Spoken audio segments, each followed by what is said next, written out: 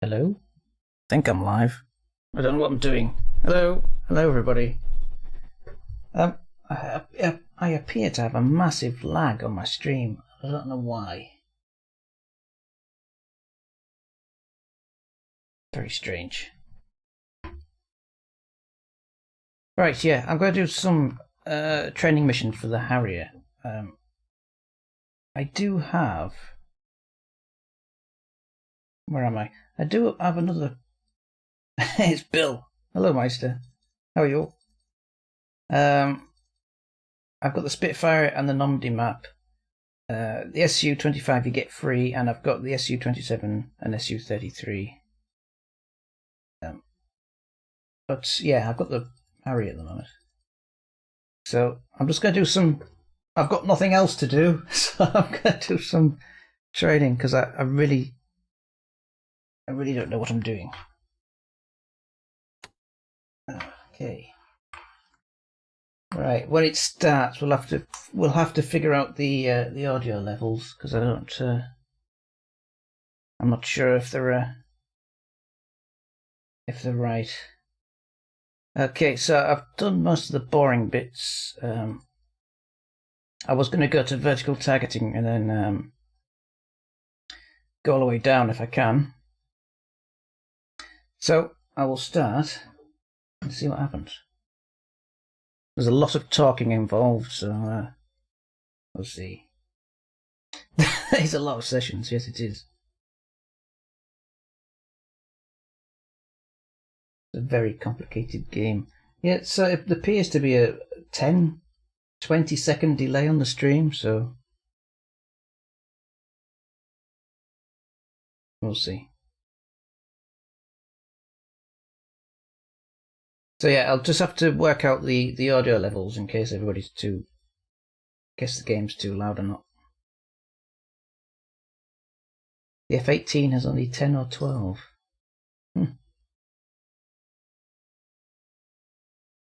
How long will be the stream? I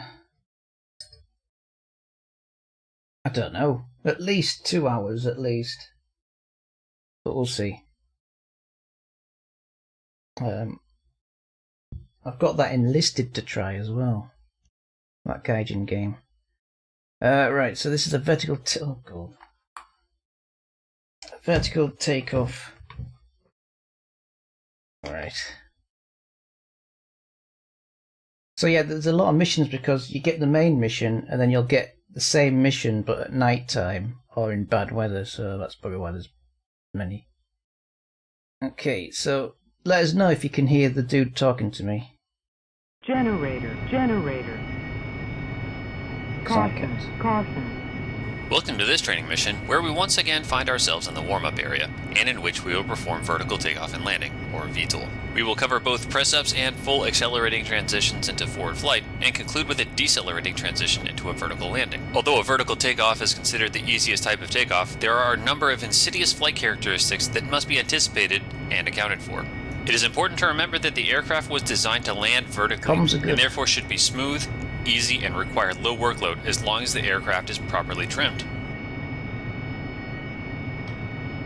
Okay. The first rule of vertical takeoffs is to always take off into the wind. The second is to always take off from flat terrain so that you minimize the use of your reaction control system, or RCS, and adversely affect your engine performance with bleed air and hot gas reingestion.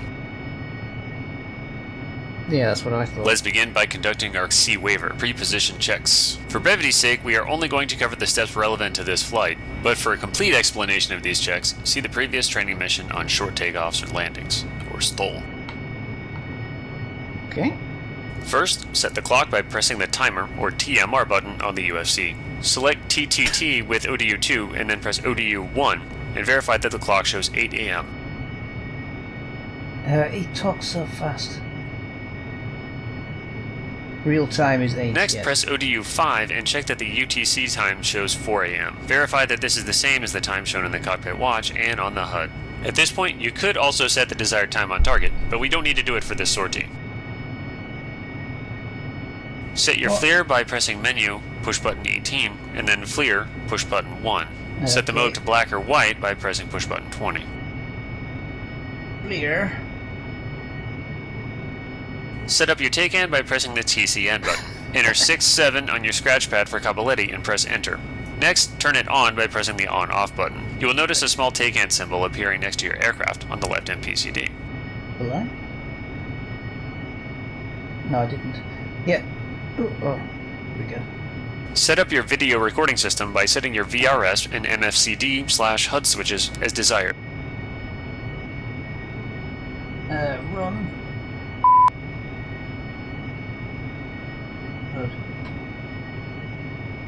Yeah, Confirm that your canopy is locked and that your canopy close light is extinguished. Caution, caution. Thank you. Make sure that the ejection seat is armed by checking that the ground safety control handle on the right side of the seat is closed and pointing down. Cool. Recheck that your standby instruments match.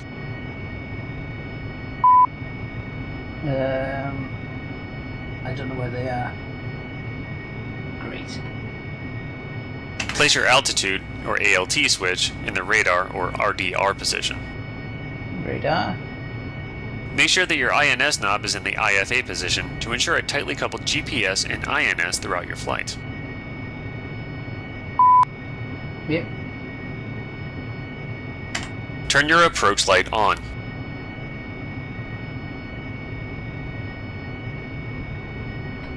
One thing which is crucial to remember for vertical takeoff and landing is the weight of your aircraft. In order to successfully do both, it cannot exceed 20,500 pounds. You can use the aircraft's onboard systems to check your weight or do the math yourself. The details you need for the latter are listed in your kneeboard. In the kneeboard. It was... There's no that. Oh well. Let's check the current weight. On the right MPCD, select Menu on push button 18. Next, select VRST on push button 8.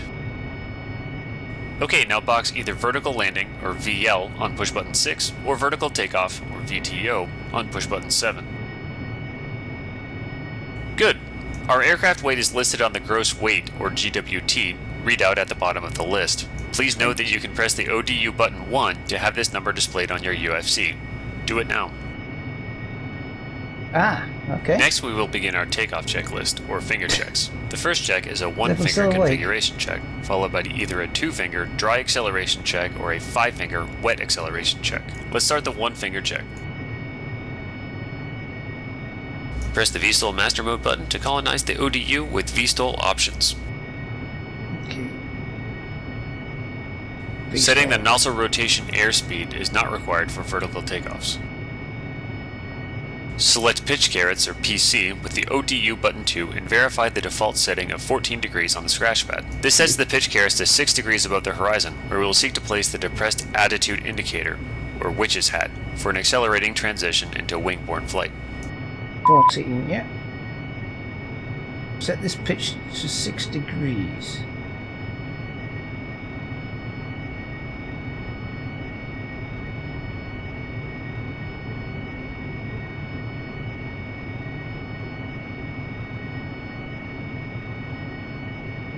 Okay. So, I don't know. I Ensure the didn't hear STO stop is clear and fully aft. Okay, I didn't really hear what he said earlier.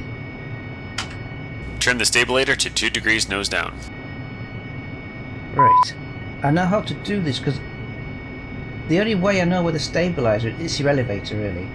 To go here and then go to engine, and your stabilizer is here. He did 2 down, didn't he? Which is here. This is the only place I know where that is. I don't know if it's anywhere else. Not sure. So V-rest and back to there. I don't know if that's going to stay there. Continue. Set flaps to stall, observe 25 degrees in the flaps position indicator, and verify that no warning, caution, or advisory lights are illuminated other than droop, which can be on. During the takeoff, you will have to maintain a nozzle angle of 25 degrees or greater while in stall flaps. 25. The nozzle flaps are there. Can I get into 25? Right. Select Menu on the right MPCD Oh using my push God. button 18 and select Engine Engine is on dying. push button 11. Oh, I missed that. Hello everybody. David. Hello. Message retracted. Okay. Oh, it's David. Okay, so what was that? Message menu. Push button 18, which is engine.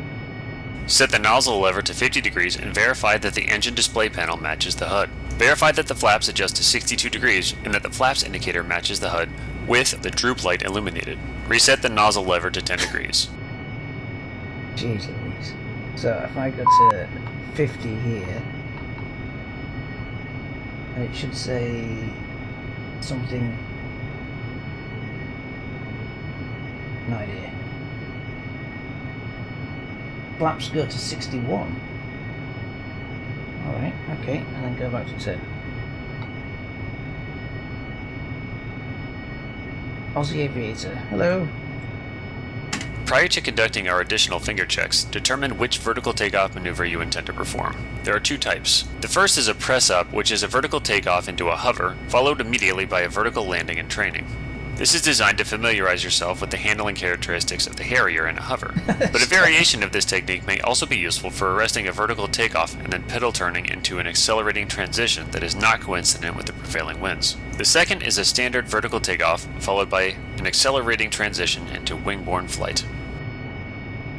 Sounds easy. He talks too fast. Select the type of maneuver you wish to practice. 1 for VTO, hover, and then VL, that's a press-up. Or 2 for VTO accelerating transition, or VTO XL. I think we'll do a hover and then land. Press the radio to choose. That's not F10. Shit.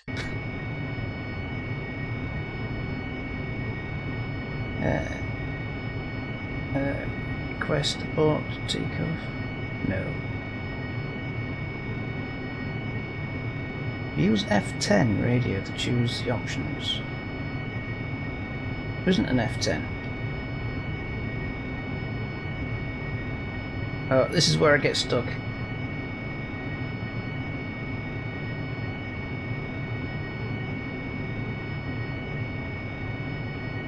Doesn't tell me, does it?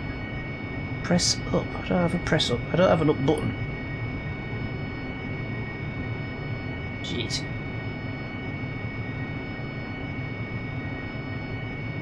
Use F10. Press F10 to continue. Yeah, that does sound right, but it does give me the map.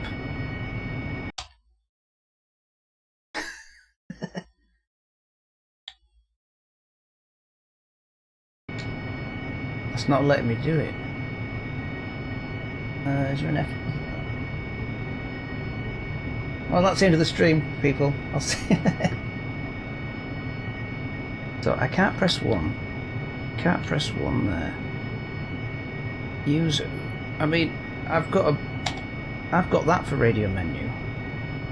Let's do it. Cabo Lady, Dodge 1-1. Request taxi to runway. Perhaps you have to set. Maybe. I don't know.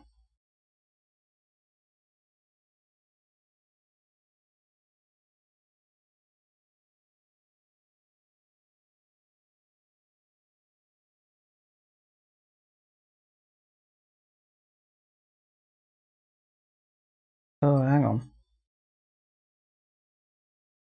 Okay, so I guess we're doing that one then. Maybe?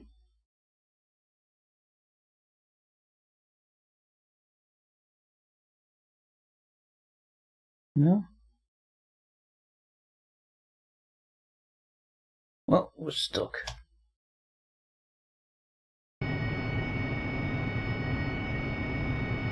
Press up. I've pressed 1.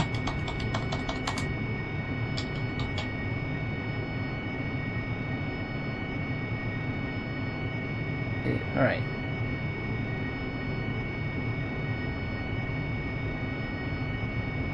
Menu to choose one of the options above.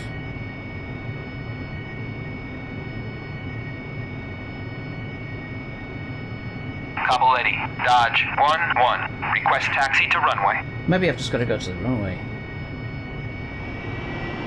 Let's see if I can get... I'll just go to the runway and see what happens.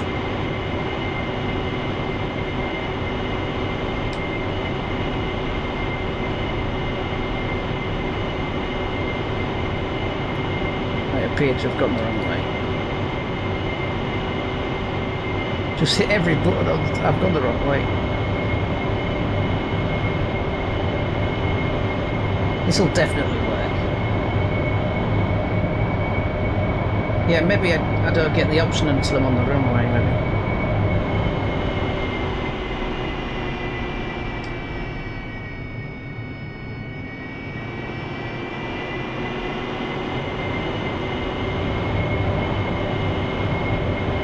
Keep off the grass.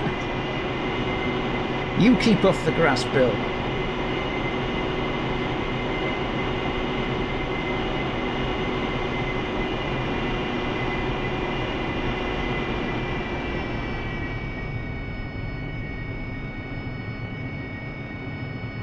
Is a press up, which is a vertical tech. Yeah.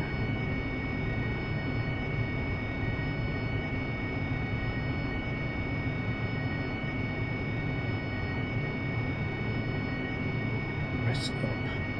No.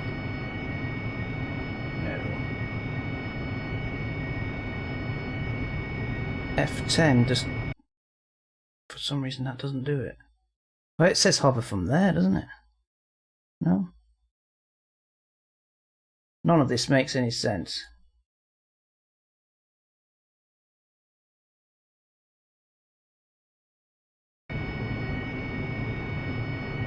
Unless there's something...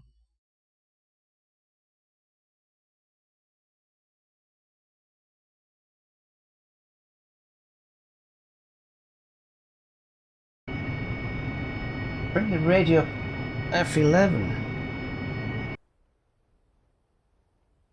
No, it's radio. No, I've got a separate button, parent menu, ATC, Quebec, whatever. It says taking off.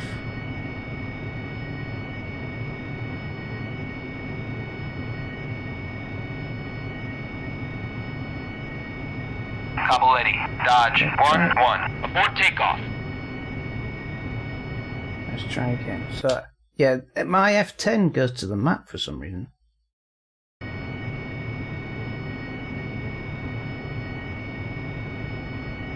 don't appear to be getting it. Ground crew, DC, ability.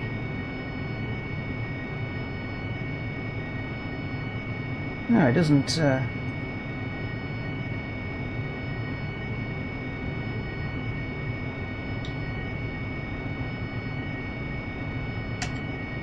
Oh, my hood's gone now. Why is this doing this? Aerodrome taking off. Parent menu. Won't take off. Practice press up. There we go.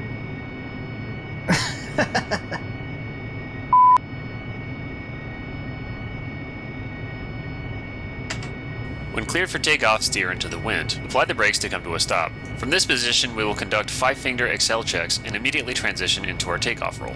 We covered 2-finger dry acceleration checks in the short takeoff and landing, or STOL lesson. Right. Press the accel, or push button 16, on the engine page on your right MPCD. Advance the throttle to just above 60%, then reduce power to maintain 60%. The aircraft will time how long it takes for the engine to spool between 35% and 60%. Verify that this value is between 2.4 and 3.1 seconds on the engine page. Okay.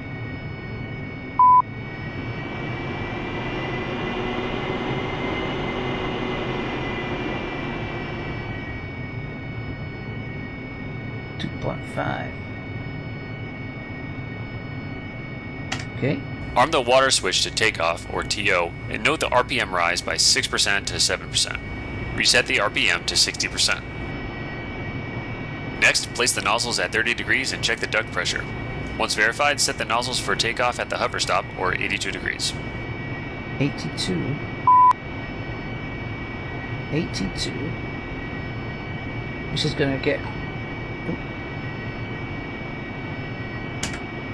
On the left MPCD, select EHSD with either push button 2 or sensor select switch left. On the right MPCD, select FLIR with sensor select switch right.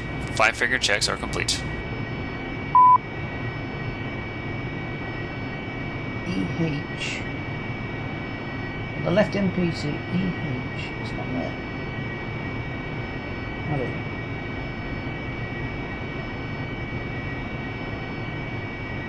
Sensor select, yeah. And the right set, MP. Okay, kind of. For a press up, keep the anti-skid switch in the on position. You are ready to initiate your takeoff. Wait to do so until I have finished explaining the steps and give the command.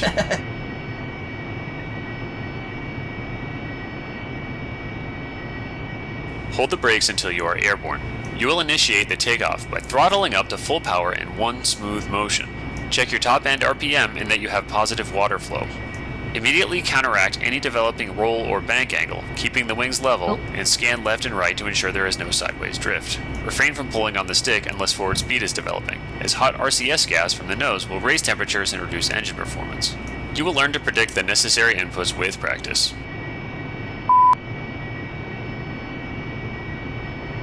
Well,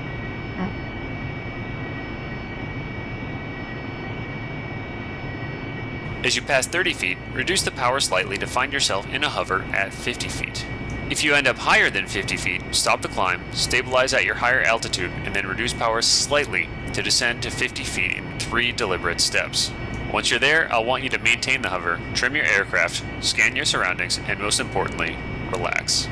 Ready? Alright, initiate the takeoff by adding power to full throttle. When you start to lift, keep the wings level. Monitor your climb rate and altitude.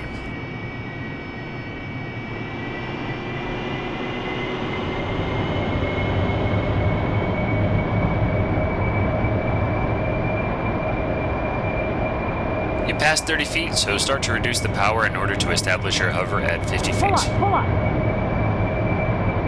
Keep your rate of climb or descent under control and the wings level. You may consider using yaw RCS corrections with your rudder, in addition to your stick to maintain heading and altitude. Pull up. Use rudder pedals to keep the nose into the wind, but don't chase the wind vane on the nose. If the winds are shifting, pick a heading or point toward a specific object to stabilize. Pull up. Keep your scan outside the cockpit in the forward 180 degrees to look for hover references and detect drift. Pull up. Your HUD won't detect drift, so don't stare at it. Power. Pull up. Finally, control your altitude with small throttle changes of about 1 to 2% while referencing the velocity vector on the HUD for trends. Power. Pull up. Once you have the hang of a stabilized hover at 50 feet AGL over your takeoff point, you may initiate a vertical landing by reducing power slightly by 1 to 2% RPM and establish a rate of descent between 300 and 400 feet per minute. You may need to re-add throttle to capture this rate of descent and reduce your throttle as you enter the ground effect, which is about 5 to 10 feet AGL. Alternatively, in high winds greater than 10 knots, you may need to increase throttle and ground effect to counter an apparent suck-down effect. When you touch down, bring the throttle to idle, set the nozzles fully aft, turn the water switch off, and trim the nose to 4 degrees nose down. Power.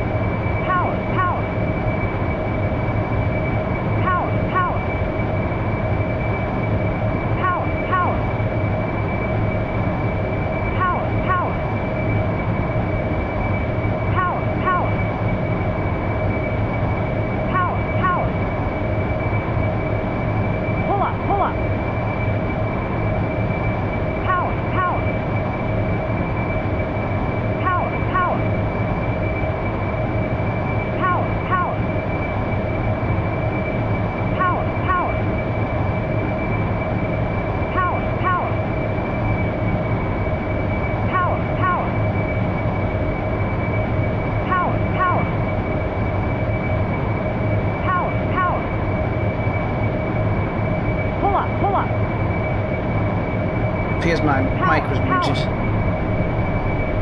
And now I'm crashing. Pull up. Thanks, David. Power. Okay, you can choose to practice the press up again or move to accelerating transition.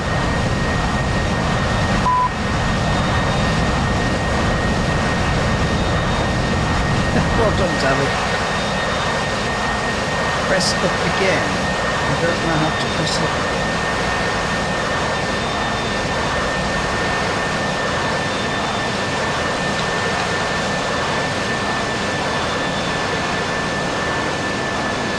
Move again. Right, so I don't have the option to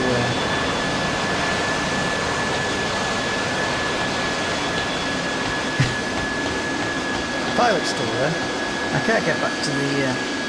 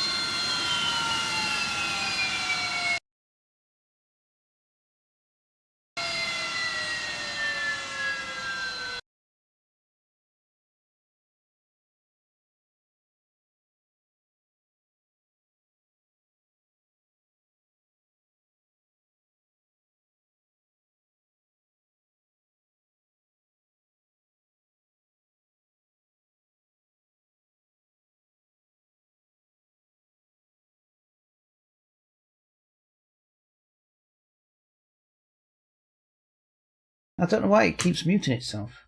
Oh well, sorry. Yeah, that was David's fault. Generator. Crossing. Okay. Enable your AFT. Voice parameter.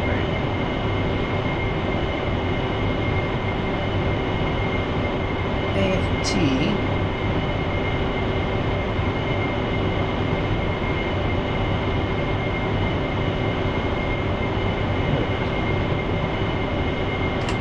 You did well enough on your takeoff. Now let's cover the vertical landing.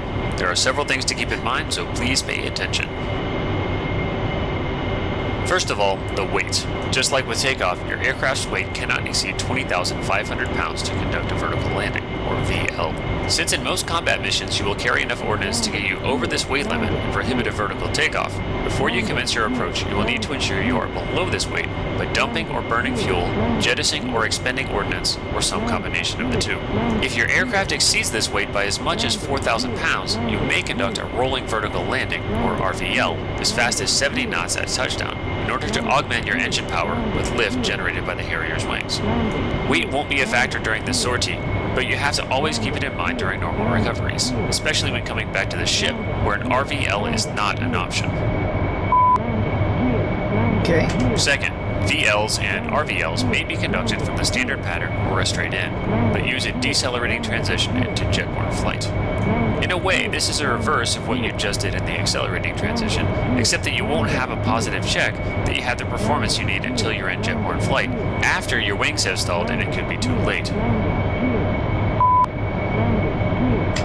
You'll perform the before landing checklist and then aim to arrive at the key, which is located approximately half a nautical mile or 3,500 feet from your designated landing spot at an altitude of approximately 325 feet AGL. The key places the landing spot on your HUD pitch ladder 5 degrees below the horizon.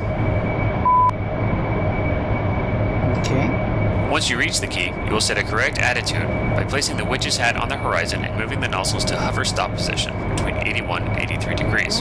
After that, you will maintain a shallow glide slope of 3 degrees to arrive over and slightly offset, or abeam, the landing site. Then, maintaining altitude of at least 150 feet AGL and a speed below 30 knots, you will cross over to the landing site and enter hover. Okay. Finally, you will commence the vertical landing from the hover at around 50 feet AGL. You will find the list of required actions in the kneeboard. When ready, turn towards waypoint 2. It is located at the position of the key, 3,500 feet from the landing spot. Yep. Done that. Alright, when ready, exit orbit and fly toward waypoint 2. Do not exceed 300 knots indicated. Exit orbit. Where's my... Yeah, sure. Alright, we will start with the landing checklist. It is the same for all landing methods. Reduce your speed to below 250 knots. Once below 250 knots, lower your landing gear. 250 knots, I'm going 88. It's yellow, it's not red, David. Enter VSTOL master mode. I'm not in VSTOL, it's not that. Next, make sure that your nozzles are set to 25 degrees or more, and set the flaps to stall mode. 25. Check that the stow stop bar is clear. Yes. Check for positive duct pressure and for at least 2700 psi brake pressure with pedals depressed. Yes. I'm landing here, am I? Set the water switch to landing, or LDG, as required. If your plane's weight is close to the limits, you will generally want to enable the water flow as a precaution. To check for proper water flow, set the nozzles to at least 60%, place the water switch to takeoff, select full throttle to 105%, What? and verify the green water flow light illuminates. When the check is complete, reset the water switch to landing. Set your video recording system to run. Check that there are no warning or caution lights illuminated. I'm not doing that test.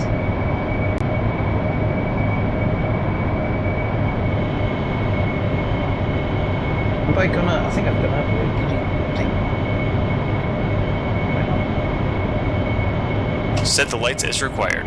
Normally, you'll want to enable your position lights, anti-collision lights, and landing lights.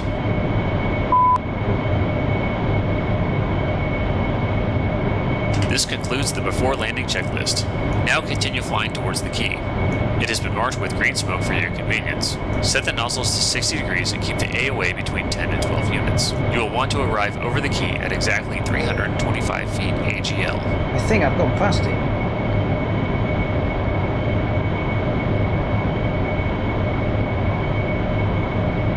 I'm right above it, aren't I? I think.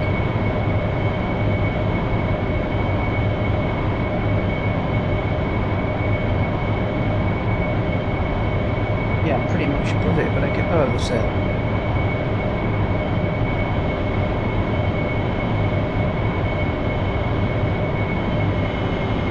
God, I'm so high.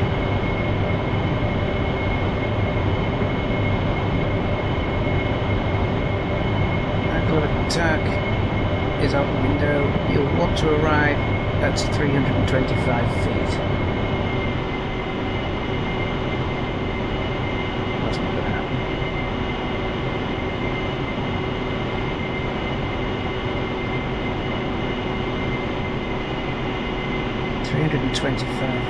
Let's go another way.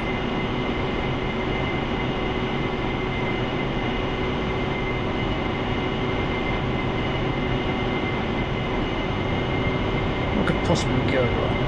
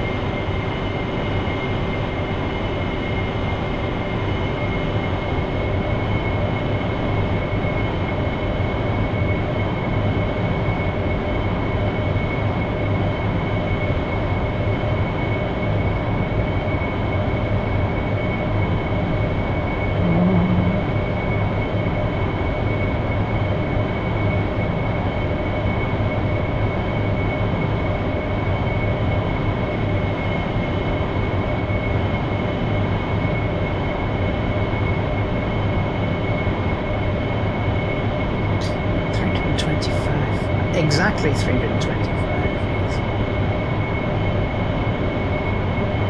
Let's put the trees in the way.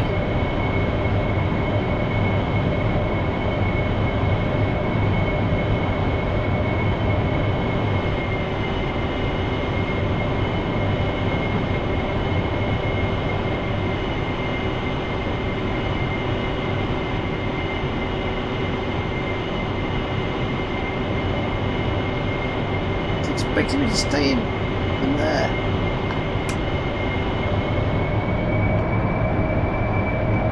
You are now over the key. Keep the wings level and place the nozzles in hover stop. Check that the nozzle angle is between 81 and 83 degrees and the flaps have programmed to 62 degrees. Maintain AOA below 15 units. Okay. Place the widget's hat on the horizon and use your throttle to maintain the It's shallow not glide working. slope of 3 degrees. Aim the aircraft for a position of 150 feet AGL above the pad and slightly offset to one side. This will allow you to keep good sight of it. Nailed it. At 60 knots, with the velocity vector on the horizon and wings level, you should see no more than 2 legs of the power hexagon. Although this may not guarantee performance enough for hover and landing, depending on environmental factors. If you see more than 2 legs, you are too heavy for your power available.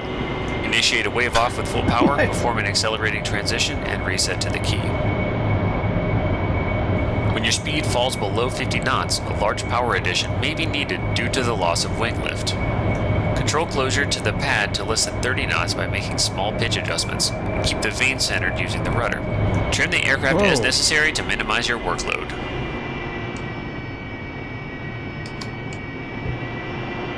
It doesn't like steering on grass.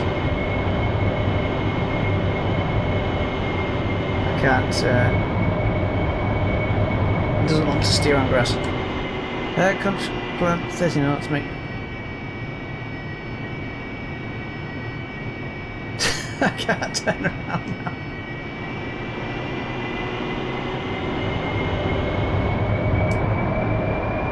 Whoa. No, it doesn't want to go on grass, so I've got to stay here.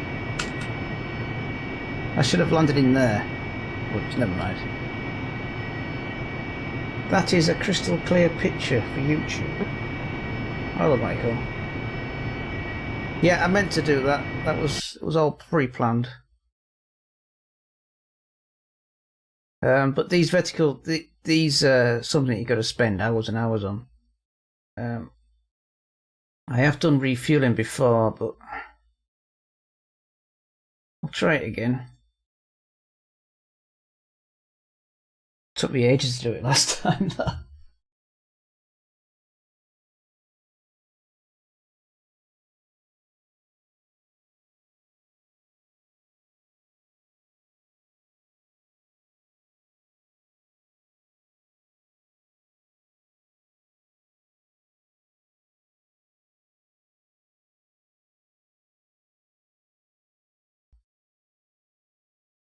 Right.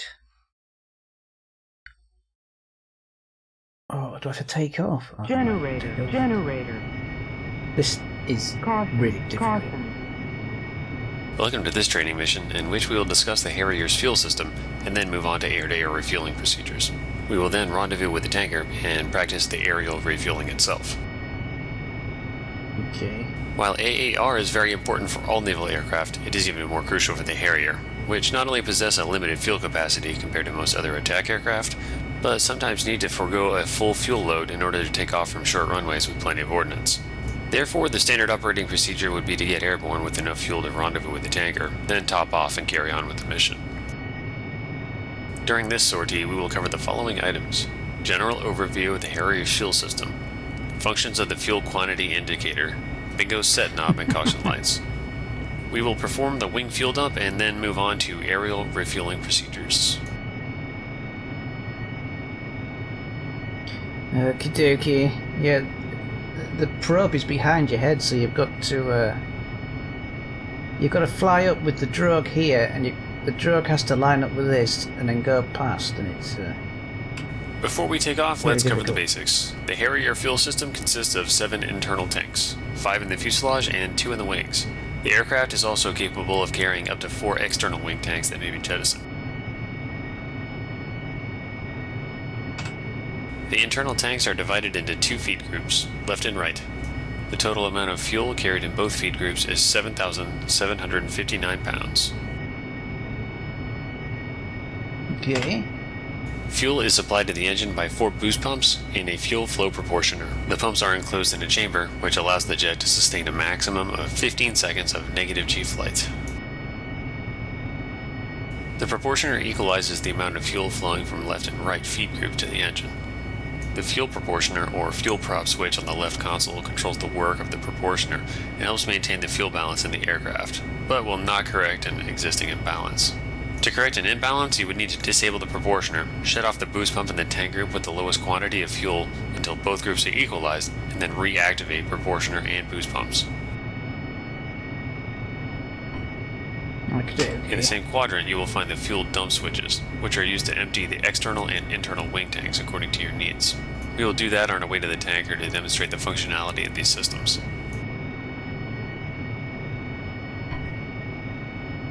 Now turn your attention to the lower right portion of the main instrument panel.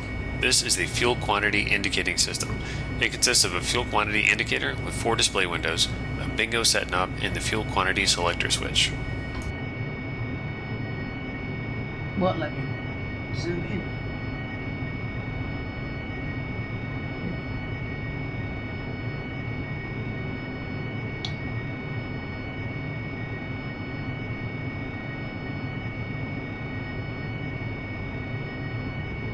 Okay.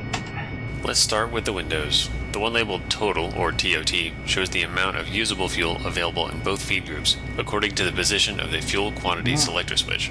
Consequently, windows labeled Left, or L, or Right, R, show the usable fuel in left or right feed groups for the given switch position. Fuel blow left. Fuel blow left.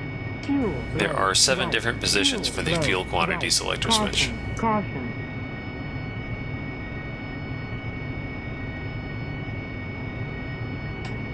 It is a spring-loaded position that starts a built-in test of the system. Fuel blow You have left. conducted this test in the Fuel cold blow start tutorial, left. and there is no need to go through it Fuel now. blow Right. Fuel blow right. Caution. Caution. Okay. There are no red handles. It's yellow bullet. In the feed position, the remaining fuel in respective center feed tank is displayed. Okay. In the feed position, the remaining fuel in respective center feed tank is displayed.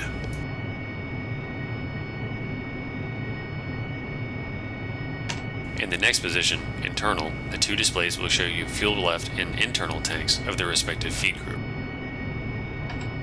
In the wing position, the fuel remaining in the internal wing tanks for both groups will be shown. Okey-dokey. Inboard displays fuel remaining in the respective inboard external tank. 0.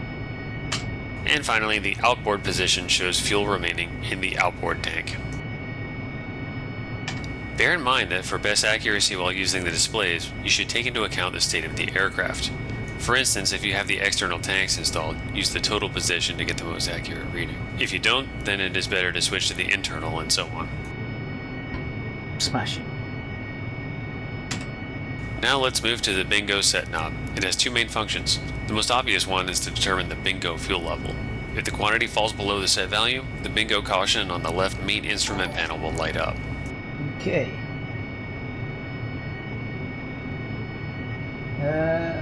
Something just ting.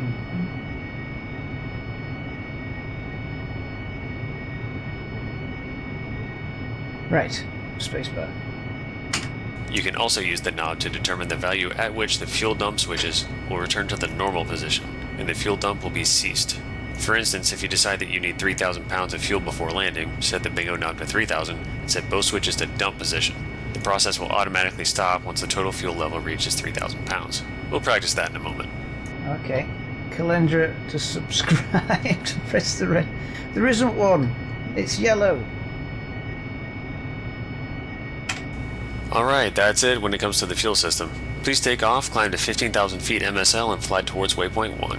Once you're stabilized on course and at the given altitude, we will move on to the next part. What? Really?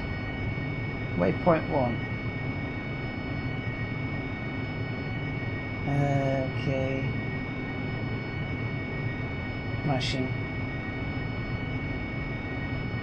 Waypoint 1. Just take off, yeah.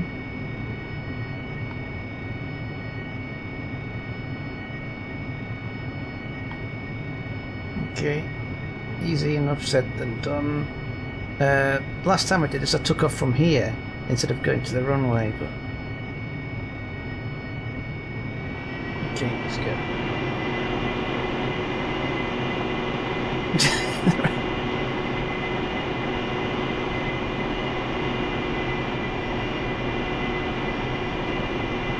15,000 feet.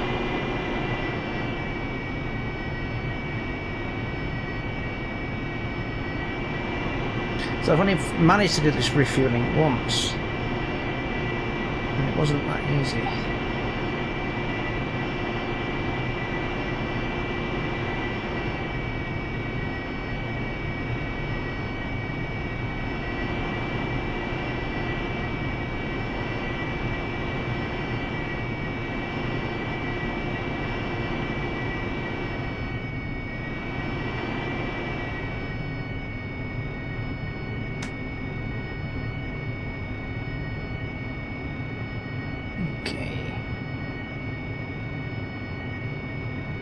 Oh, it's already doing it. Okay.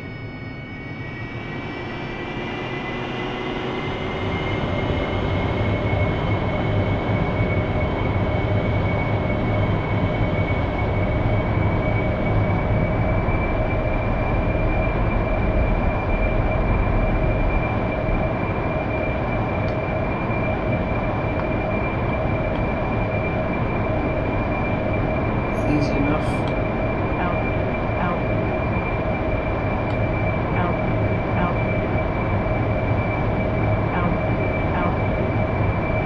Easy.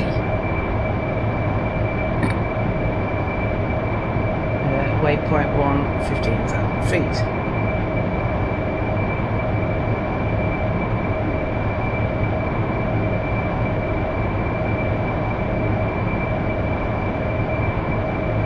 Turn right, here we go to the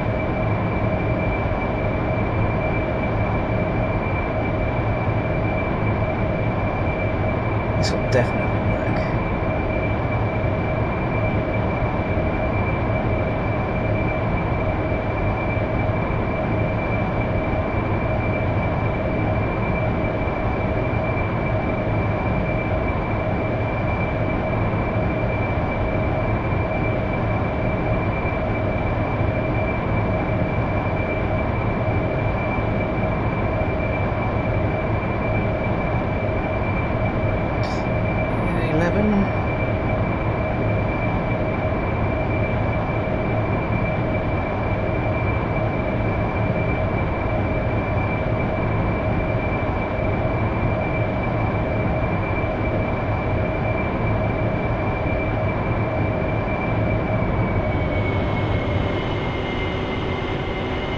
Too much.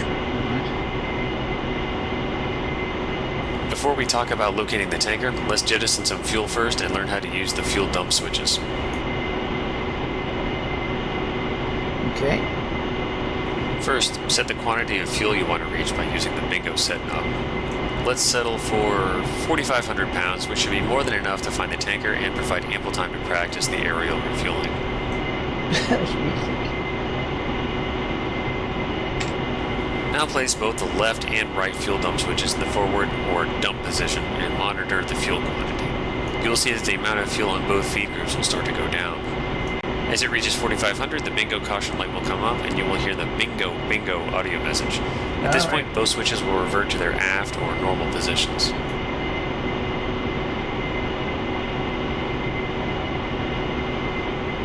Okey-dokey. Easy. Do a 360 inverted barrel roll with some split S turns and some inland. Okay. It's going to take a while, isn't it?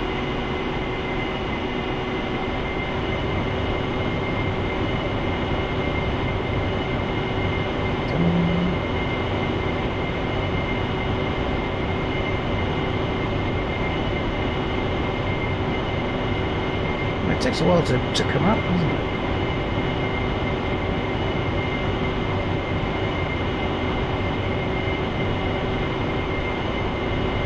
I wonder if you can see it.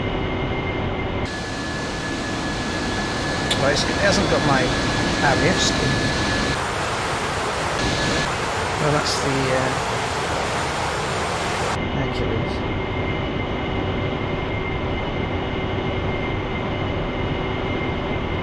Oh, it's taking a while. The seat is empty. Who is piloting? I don't know if you can put the pilot in it.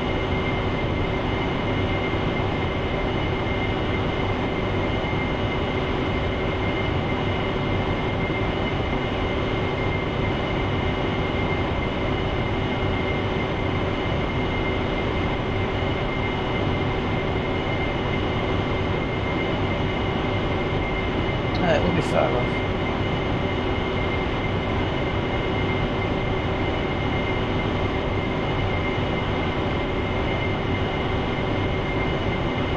Michael, so how does the Harrier, is it nose heavy, tail heavy, etc.? Yes.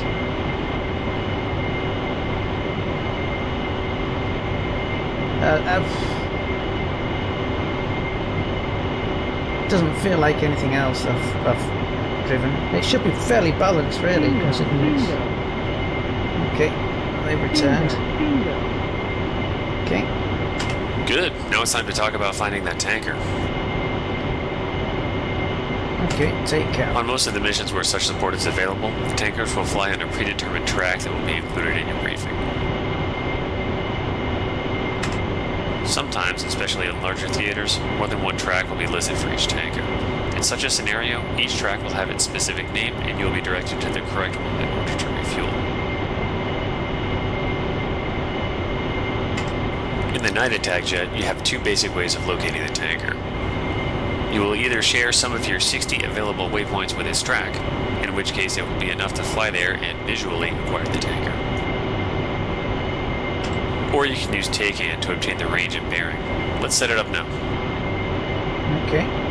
First, press push button 5 to make sure that the TakeHand is selected.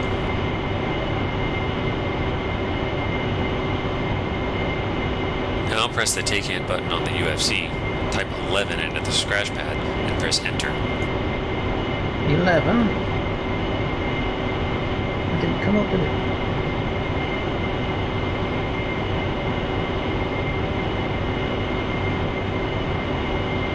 No, that did not come up. Hang on a minute.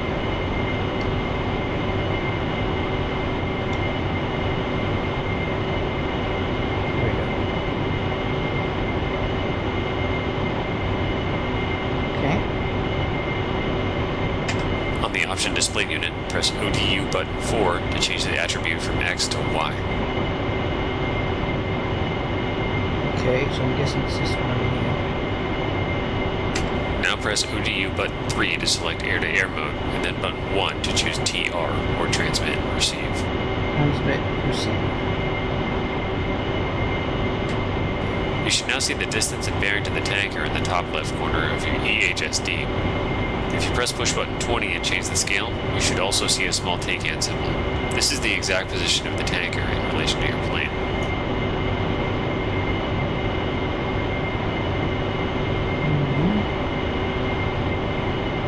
Oh yeah.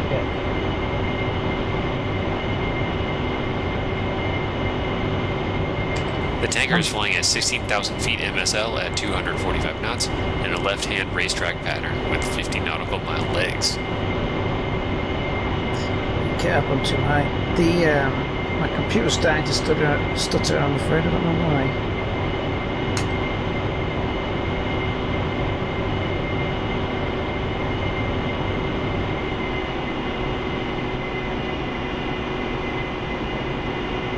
It should be straight ahead of me.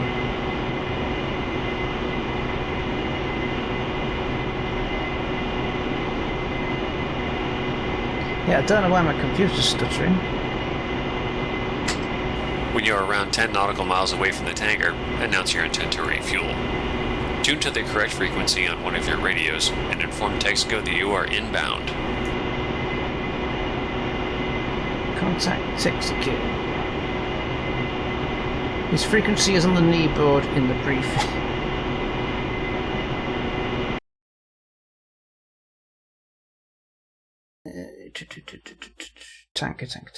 Tanker. 144.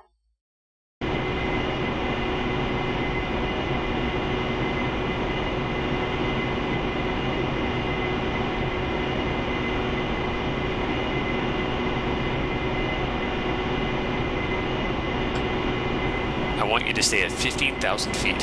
Fly to the tanker and position yourself behind and off its left wing. This is a static rendezvous Dodge and is the default type for Request rejoin. KC-130s. You initially fly an extended echelon left formation with the tanker, 1,000 feet below, with the KC-130 off your 045 and you off its 215 before climbing into the observation position. Standard KC-130 AAR flows are bottom up. You enter the tanker from left and below it, you exit right and above it. On the way, we will quickly talk about the instruments that are at your disposal for air-to-air refueling.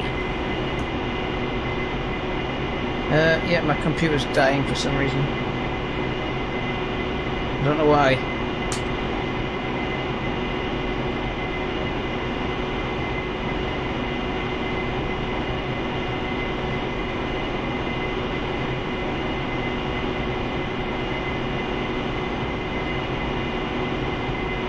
Oh, it's getting worse, isn't it?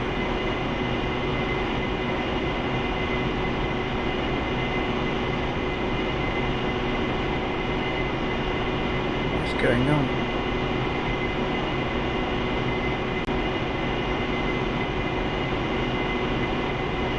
Should be pretty close to it. Yeah, this is.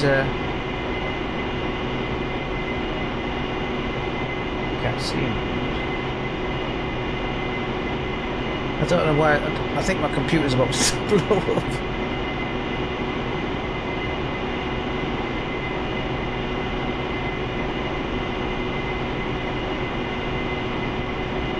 The retractable probe is located above the left air inlet. It can be extended by pressing the air refueling probe switch. It has 3 positions. In, the probe is retracted with the tanks pressurized. Out, the probe is extended and pressurization of the tank stops. And press leaves the probe extended but keeps the fuel tanks pressurized, so no refueling is possible. Go ahead and move the switch to the middle or out position. Have I gone past the tank? Hang on a bit.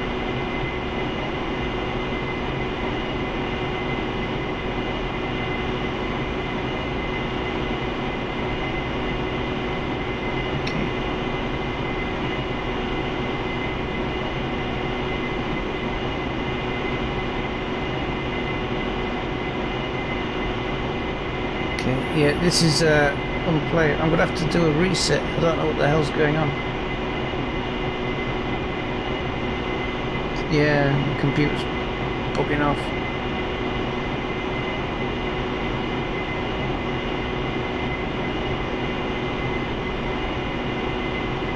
Right, I'm gonna have to come back in a minute. I will be back in a minute.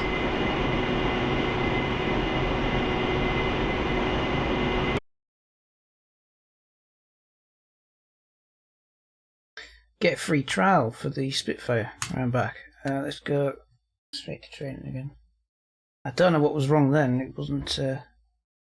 I'll do the short version. Get straight into it.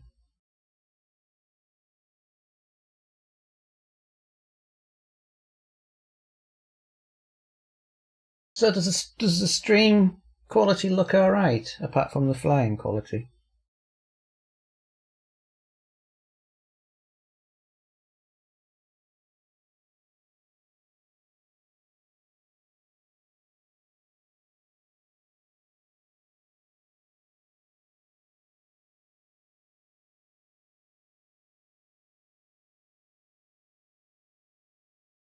Okay. Generator. Whoa.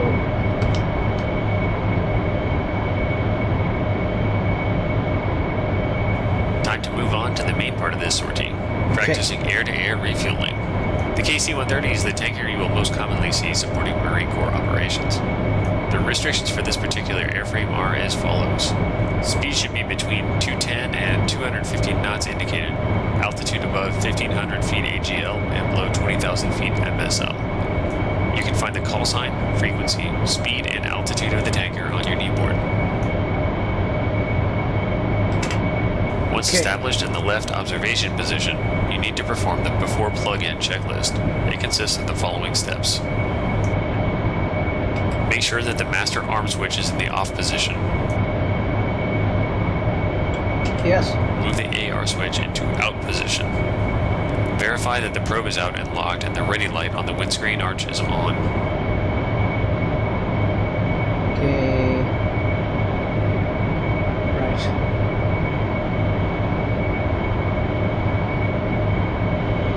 Let's go. Set the probe light as desired. Is that the what? Yeah, Verify that your airspeed is within the limits of 190 to 300 knots indicated. Right now, you should be flying at around 245 knots indicated. okay. Well, that wasn't happening. Yeah, I'm going too fast, obviously.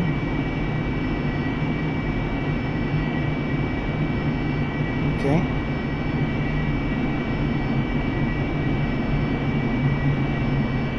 Caution. That was Caution. a bit of a mistake.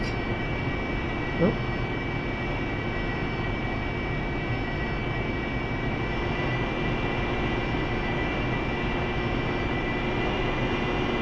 Caution. Caution. 245 knots.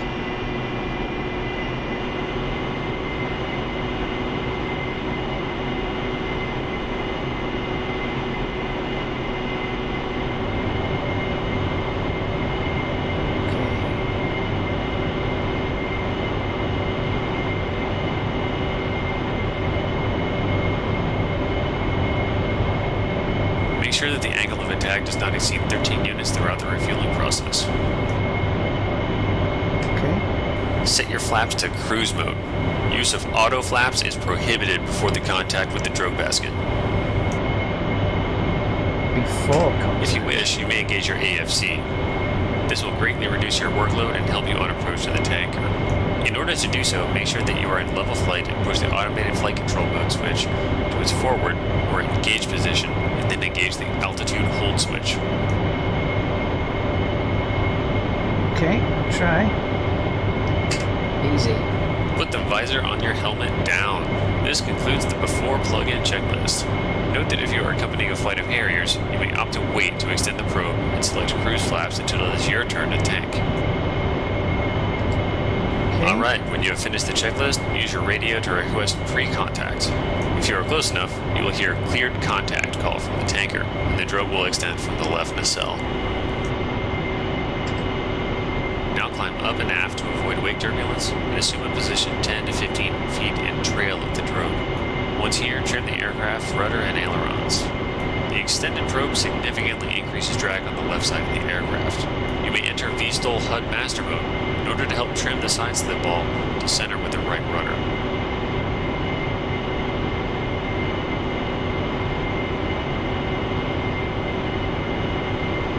Okay, alright. Texaco, Dodge 1-1. Request rejoin.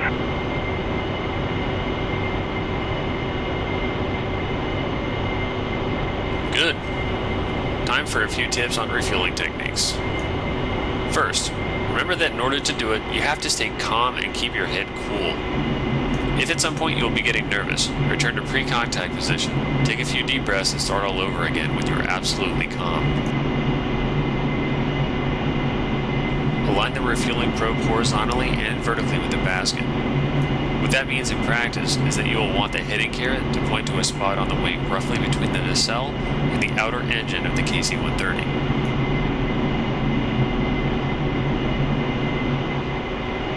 Easy. For the vertical alignment, try to line the hose up with the top of the left mirror.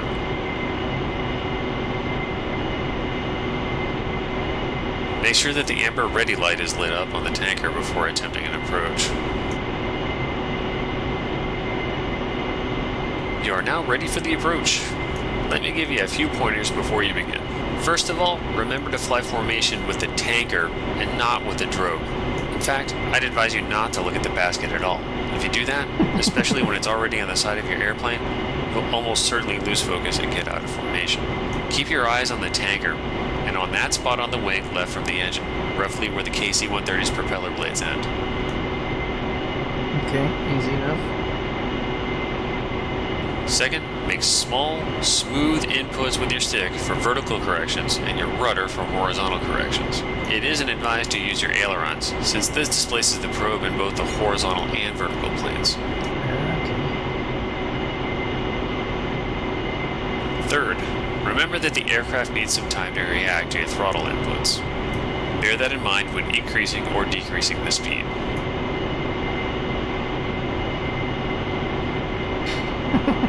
If something goes wrong, do not chase the basket. Reduce the throttle and return to your initial position, align yourself with the tanker, and start all over again.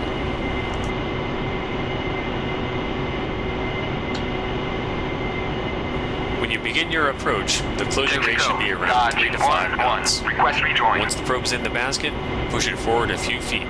That will give you some reserve and help you stay connected. In reality, fuel will not flow until there is a bend in the hose. You will know when you are taking fuel when the tanker's green fuel transfer light illuminates and the ready light on the canopy bow extinguishes.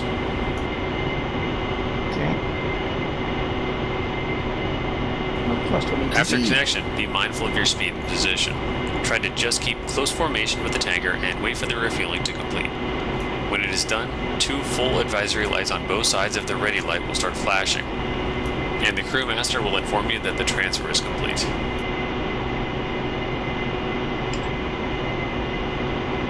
Alright, time to begin the show. Take your time and make as many attempts as you like.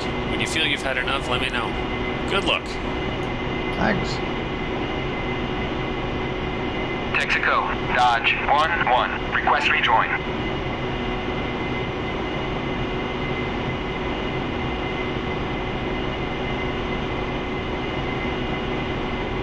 Hello?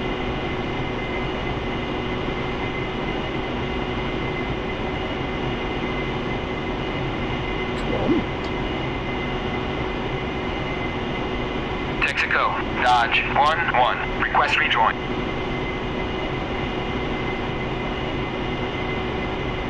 Maybe I'm not quite close enough.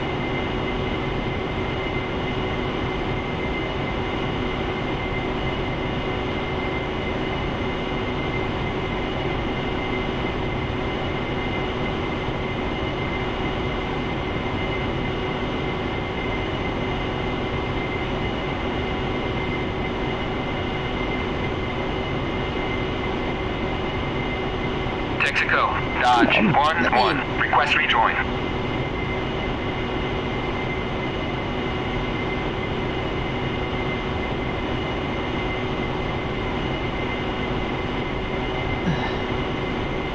Hello?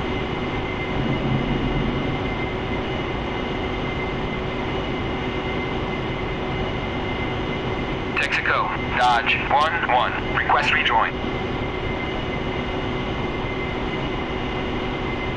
Hello?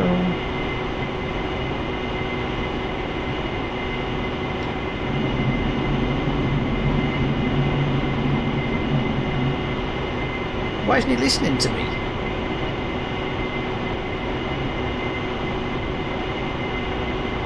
Texaco, Dodge 1-1. Request rejoin.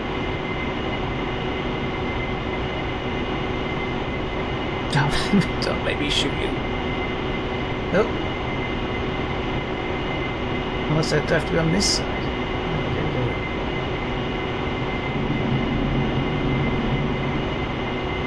Why is he not listening to me?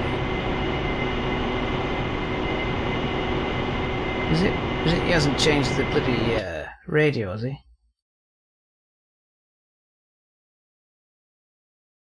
One four, yeah, bloody hell, another trucker. He didn't tell me that, did he? Texaco, Dodge 1-1. Request rejoin. Dodge 1-1. There we go. Proceed to pre-contact. He didn't tell me that, did he? Unbelievable. Shoot them to get their attention.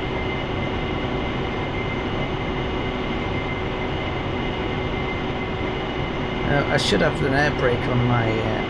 Oh, he's turning, the bastard.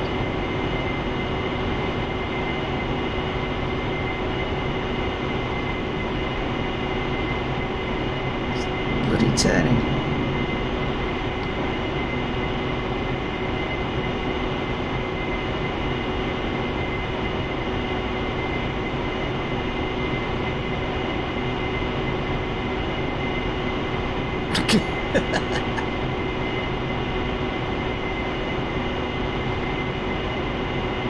Every time I get to him, he's bloody banking left.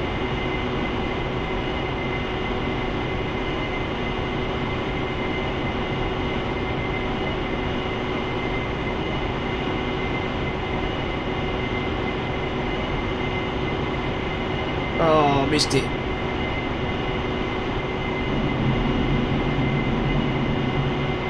Oh dear.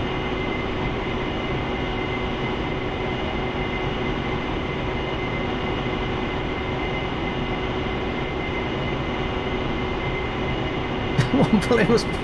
Yeah, maybe he is. Try that again.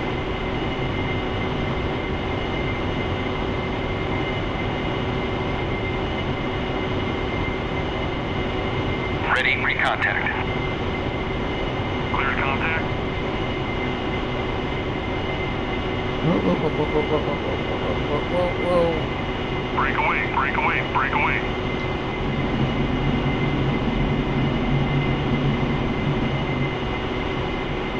Okay, so I might run out of fuel before I get this.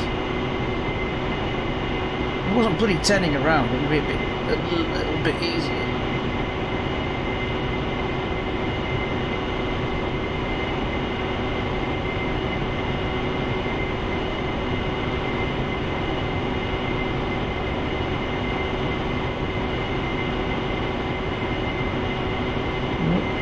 Break away, break away, break No. away. Nearly got it.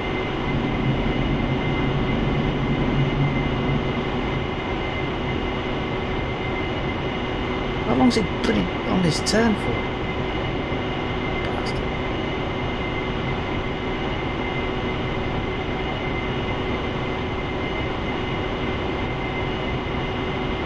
Right, here we go. Break away, break away, break away. How can I break away? Oh, that was so close.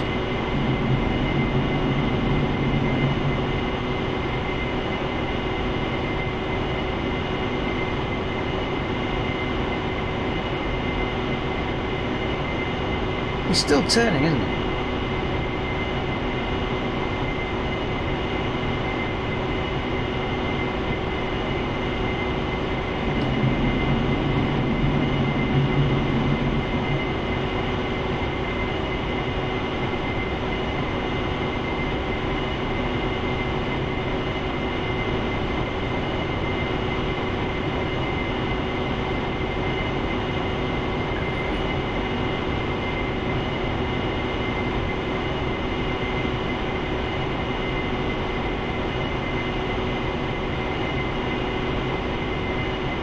Break away, break away, break away.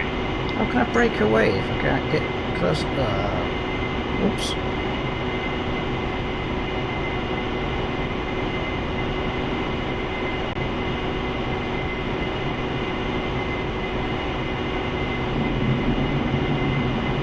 You're doing fine. Just keep an eye on the fuel quantity indicator. You'd better have enough to get back home. Shut up.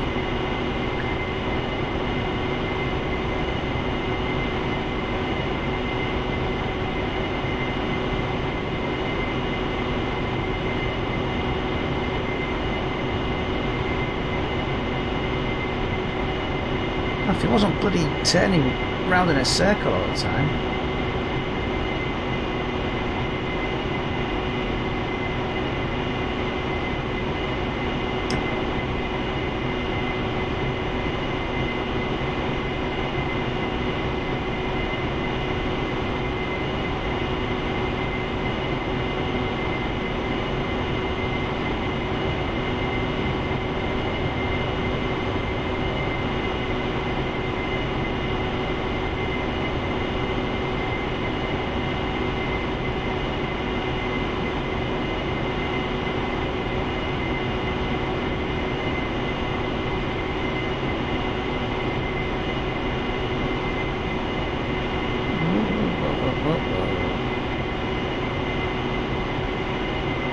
Break away, break away, break away.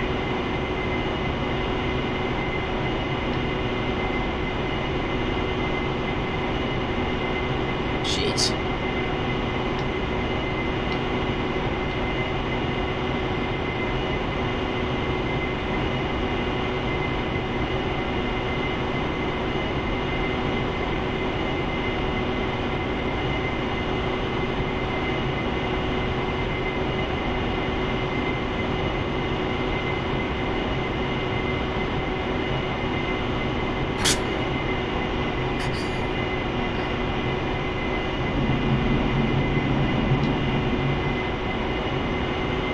You're leveling off yet?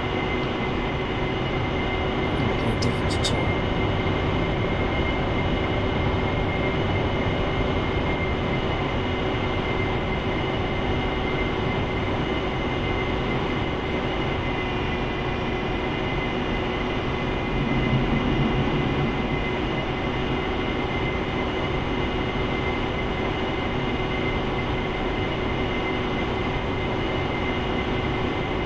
Return pre-contact. What? Oh, come on.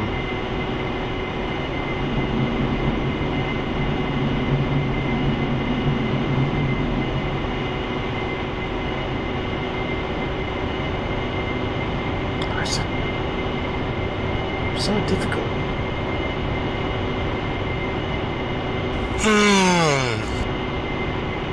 What? Someone's yawning.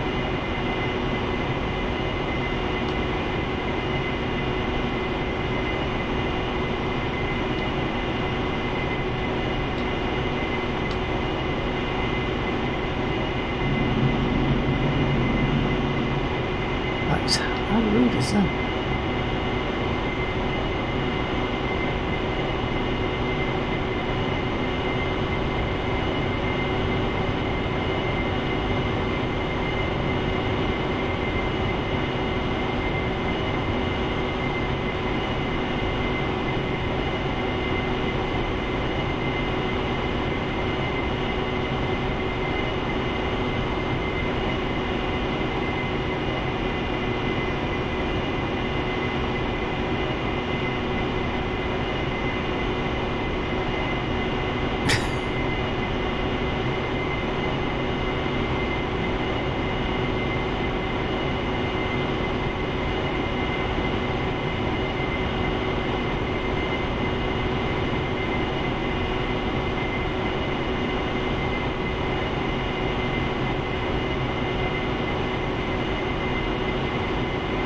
Oh, shit.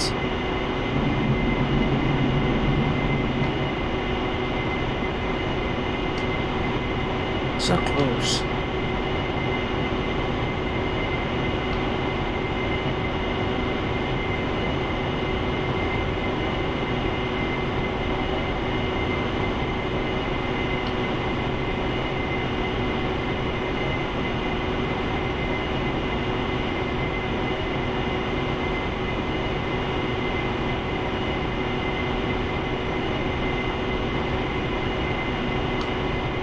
Oh, I thought we tried through it.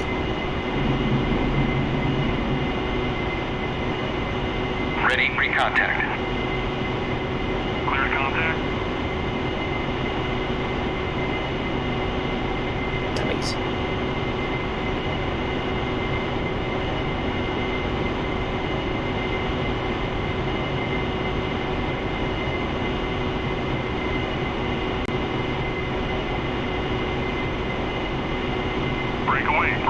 Break away.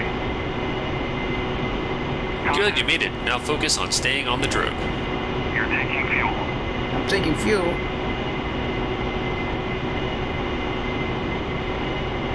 Very good. Keep it up. I'll try.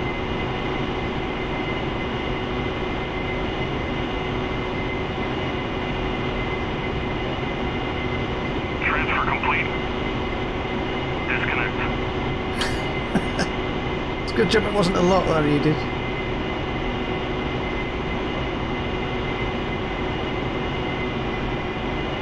Well, we made it kind of.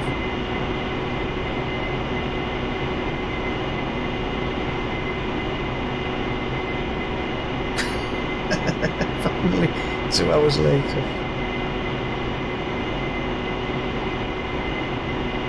No shit.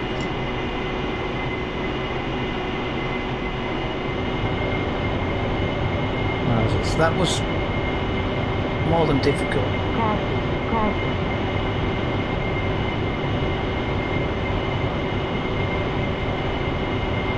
I don't think I've got any weapons on here.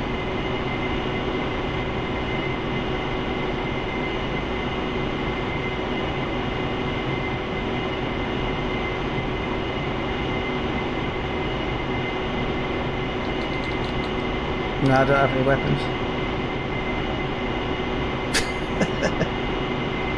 No, you've got to line it up with here. You've got to line the drogue up with this bit here, and then, because you have to, you can't do it any other way. That was difficult.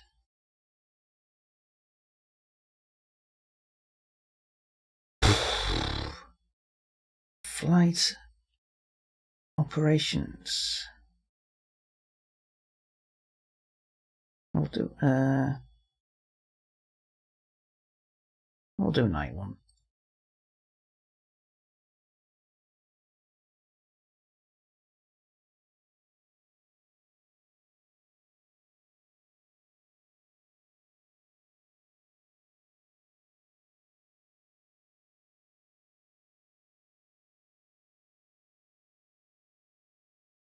Okay, right. So what we're going here. Have the taxi take off and land on a forward operating base, which is another signature capability of the Harrier. Hot start. Abandoned runway. Short takeoff. Yeah, okay.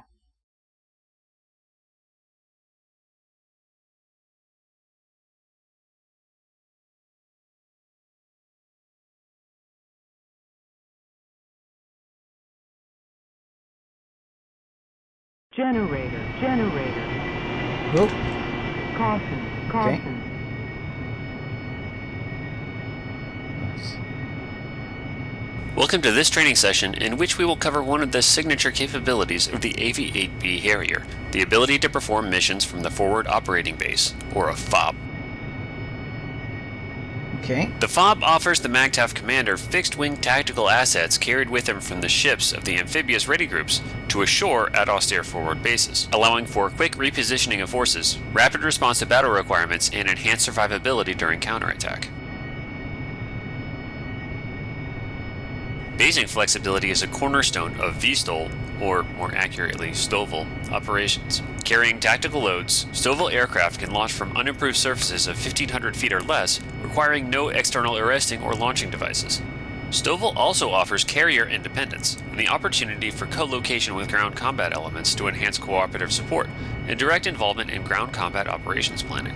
Dispersed forward bases are also less susceptible to enemy attack on known fixed locations such as air traffic control towers, communications facilities, and improved runways. Lastly, and likely most importantly, forward basing decreases the response time of tactical aircraft through the advantage of ground loiter and increased sortie rate. Okay. In this mission, you will start in a FOB established on an abandoned short airfield. You will prepare your jet in a normal manner, taxi to the starting point, and perform a short takeoff. Next, you will fly to another FOB, built around a stretch of road, and perform a rolling vertical landing there. Remember that FOB operations can be extremely challenging and dangerous, and therefore it is crucial to practice them as often as possible in different types of bases and under various conditions. You'll be able to do so using shorter versions of this training mission. Okay, begin with the standard C waiver check. Normally, you would set up your clock, weapons, avionics, IFF, video recording system, countermeasures, and radar altimeter, but you can skip the weapons and countermeasures portion for this flight.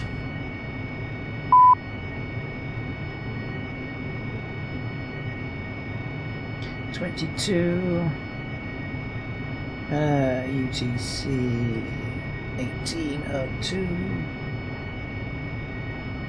Yep. Next, we will check our abort numbers for the field we're on. This is very important for FOB operations, so make sure you do it right. On the right MPCD, select Menu on push button 18, then VREST, VRST on push button 8, and Box Short Takeoff or STOW on push button 8. On the ODU, select Field Data or FDAT with ODU button 5, Colonize Runway Distance or RDIS with ODU button 1, and import runway length of 3,200 feet into the scratchpad. Confirm your entry with the Enter button on the UFC. Next, colonize runway heading, or RHDG, with ODU button 2, enter a runway heading of 026 degrees magnetic, and confirm your entry with the Enter button on the UFC. Okay. Now enter the wind. colonize ground wind, or GWND, with ODU button 3, and enter a ground wind direction of 072 degrees magnetic and a magnitude of 004 knots, and confirm your entries with the enter button on the OFC.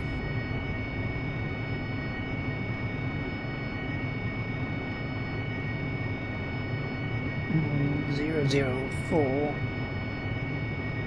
Verify that dry runway, or RDRY, is colonized in ODU window 5, as we are experiencing dry runway conditions. If it isn't dry, press the button.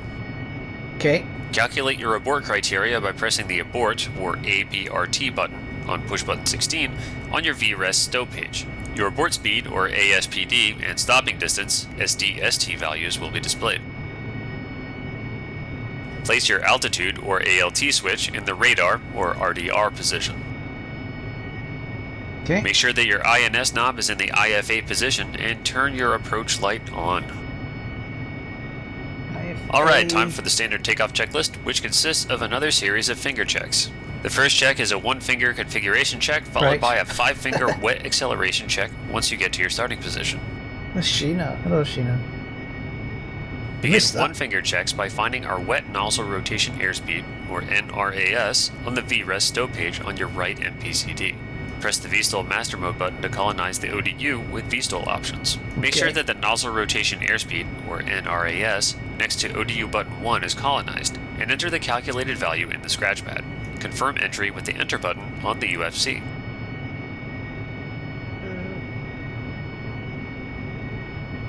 Scratch pad.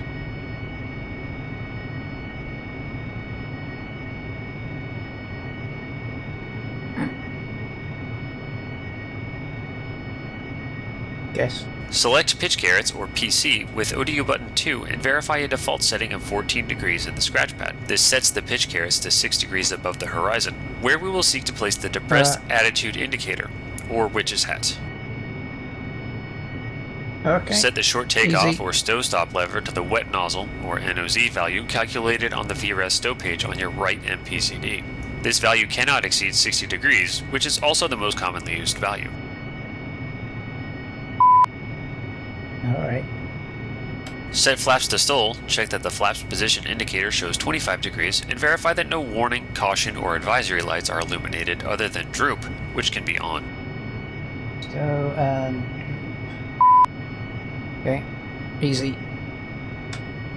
Set the nozzle lever to the stow stop and verify that the engine display panel matches the HUD. Verify that the flaps adjust to 62 degrees and that the flaps indicator matches the HUD with droop light illuminated. Reset the nozzle lever to 10 degrees. Okay, easy. Now you are ready to taxi. For fob operations, you will always want to taxi with flaps in cruise mode, 5-degree nozzle angle, and full nose down trim, with a maximum of 15 knots ground speed. Switch flaps to cruise, then set the nozzles and stabilator trim. And the nozzles 5 degree. Okay. And full nose down trim. Jeez.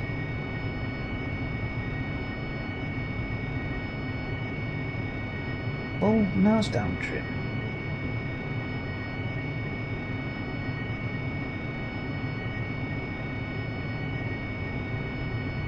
Well, that's as far as it goes.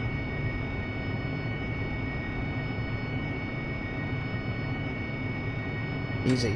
Begin taxiing. Going very slowly, turn left and continue toward the end of the runway, staying close to the left edge. Use the NWS toggle button on your stick. Stay close to the left edge. Begin taxiing very slowly. Turn left. Continue at the end of the runway. Okay. Easy enough.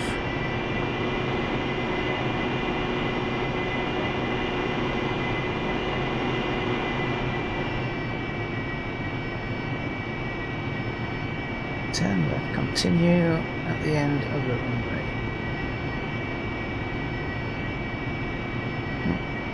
I presume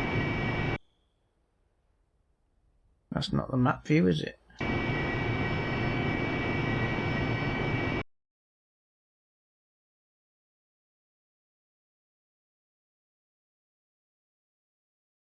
Where am I? I'm here. Yeah, that's right, that's right.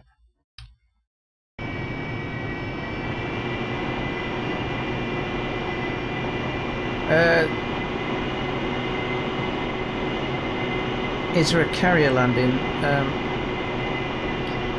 I think there is, yeah. It's not a tutorial though, it's a practice.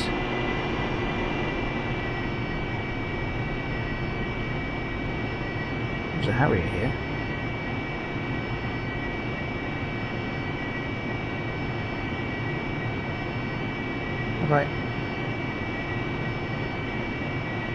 Have I gone down the wrong end?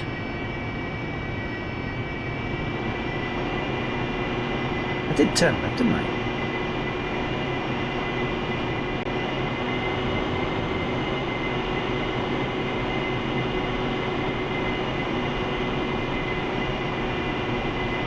Unless it means that left.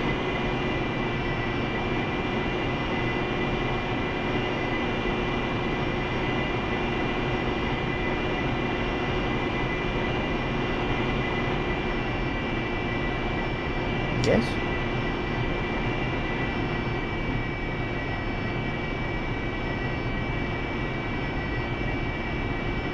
Get close to the left edge.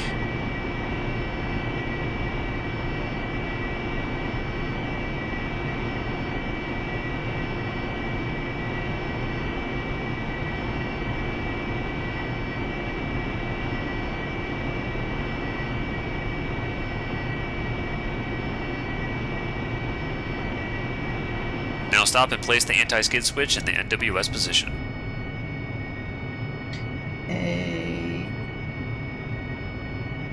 Okay. Advance the throttle and make a U-turn, pressing the NWS button on your stick to enter high gain mode. Do not exceed 3 knots ground speed in order to achieve a minimum radius turn. Let me know when you are aligned with the runway and ready to proceed. Okay.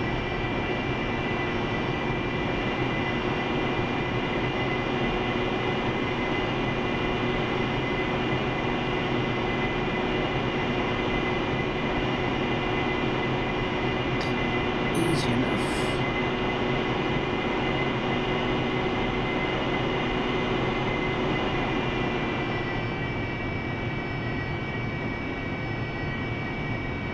That'll do.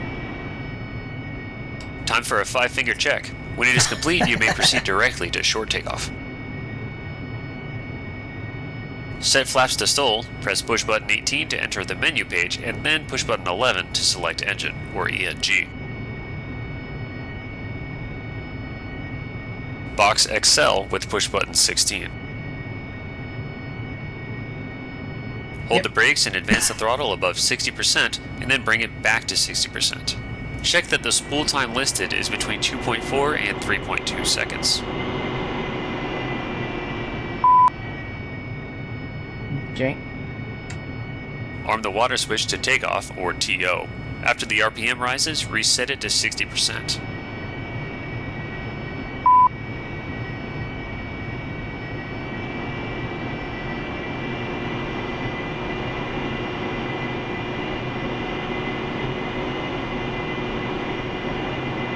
Now place the nozzles at 30 degrees and check the duct pressure. Once verified, reset the nozzles to 10 degrees.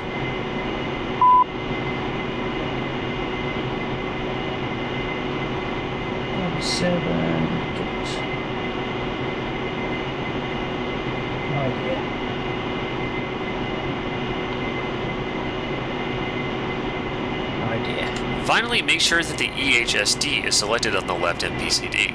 On the right one, select FLIR with sensor select switch right. This concludes the 5-finger checks. Okay. Ensure the anti-skid switch is in the on position. Last thing we need to do before takeoff is reset the stabilator trim to 2 degrees nose down. Do it now. Yeah, I don't know where that is on the hood.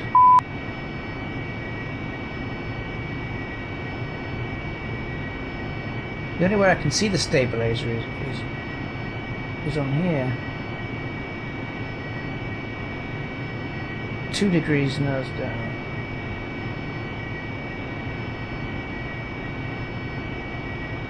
Yeah, I'm looking at the stabilizer here, but I don't know where else where I can see it. Not sure. Perform a maximum performance short takeoff, climb to 2,000 feet AGL, and fly toward waypoint 1. Hold the brakes until the tires skid. I won't be giving you takeoff instructions, as you should be able to do it yourself at this point. If you're not, I advise you to review the material presented in lessons 5 and 6. Brilliant.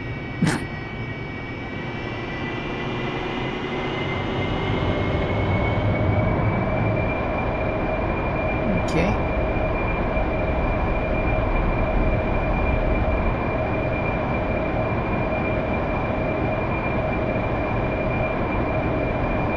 Easy. Out. Kind of. Out.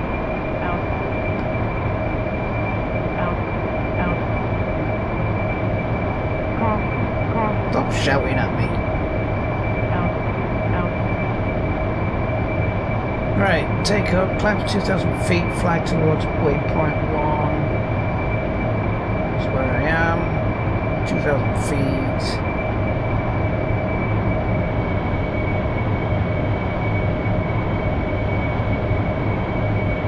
Alright, now we will cover landing at the forward operating base. There is no golden rule here. You will choose the type of landing that will seem the most adequate to the conditions that you find on the ground, as each fob is different. In general, the most commonly used are different variants of short and vertical landings. If there is a runway or something resembling it, you will likely want to perform a fixed nozzle short landing, or FNSL. However, if the runway isn't long enough, or you are still carrying some ordnance, your best option will be a rolling vertical landing, or RVL. And that is what we are going to practice today. I said that there is no golden rule, but there are some guidelines you will always want to follow when operating on a fob. First, you may wish to overfly your destination before attempting to land in order to assess the situation and conditions. The area around smaller air facilities or air sites is not normally as clear as that of a main base or airfield, which means the approach end of a landing runway may be obscured from view by trees or terrain. The recommended overflight is made at 250 knots, 800 feet AGL, into the wind and offset from the landing zone for ease of observation. You may get advice from the LSS, but usually it is up to you to decide what to do. Easy. Second is a set of actions that are a standard procedure that has proven to be effective for all types of fobs. Let's perform them now. First, select waypoint 2, which is your intended landing position. Set the course line to 074, which will be your runway heading.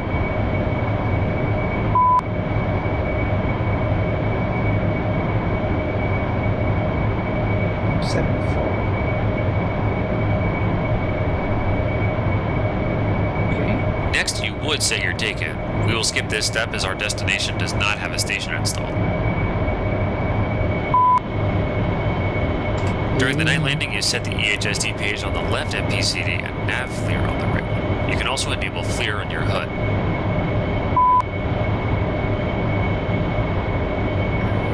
FLIR on the hood. Oh, that's too complicated. Now continue to waypoint 2 and conduct an observation overflight. You will be required to land on the part of the road cleared of all trees, approaching from the west. The approach end of the landing strip is marked with red and white barrels. Once you have a good look, let me know and we'll go through the landing instructions.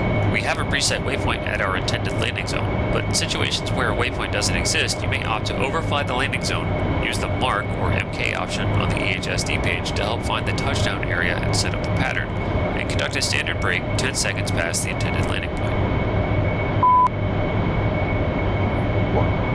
Alright, anchor east of the fob and we'll discuss the precision rolling vertical landing.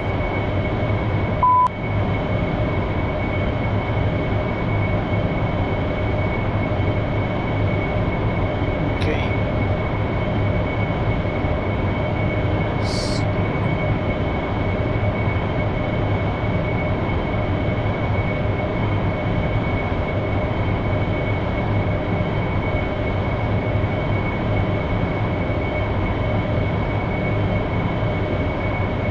Anchor east of the fob.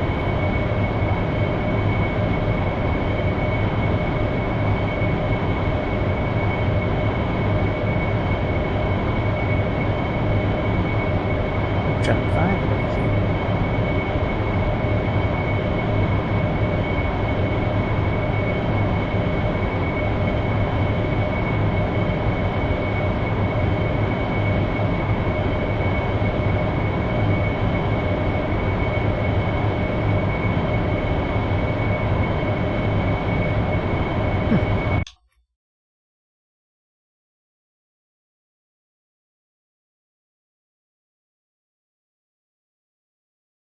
I guess I'm going here.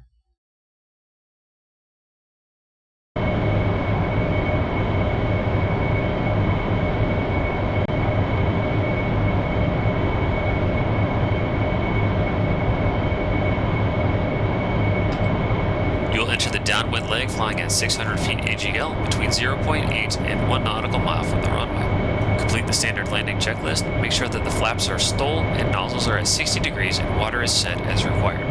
For your convenience, the downwind leg distance is marked with green smoke.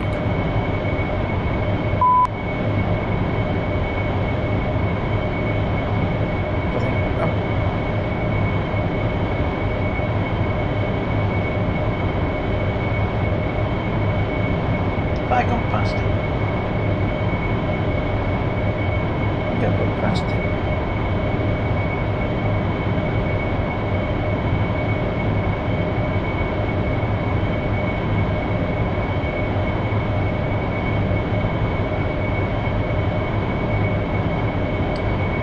Press I to stage. Yeah, I think it's this. I'm completely past it.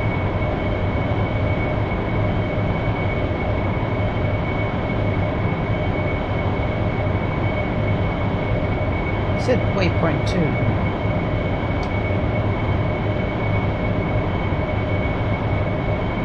Oh, I see the smoke.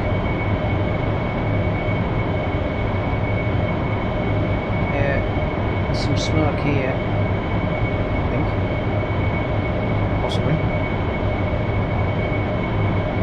We'll enter the downwind leg, 600 feet, 1 nautical mile, complete the standard landing checklist, flap stall, nozzle 60 degrees, water resource required. Means download look at this map like green smoke. I don't know what I was following.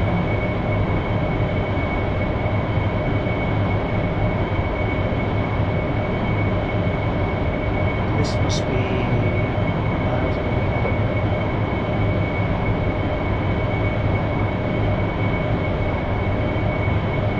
I can't see the smoke. So,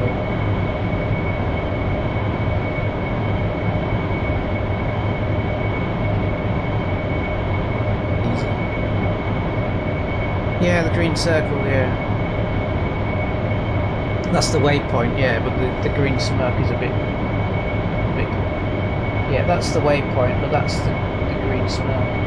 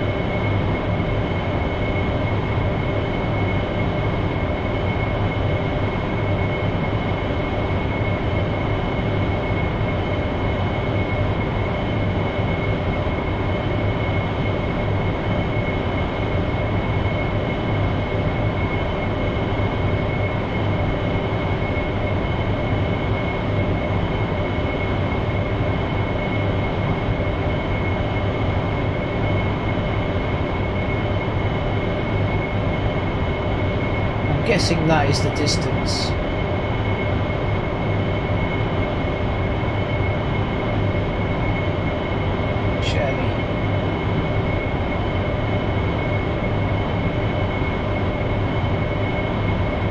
So, yeah, landing flaps to short takeoff, which is a downward position. Yeah, some of these buttons I think you need to be on an easy. Some of these buttons you want to assign to joystick buttons.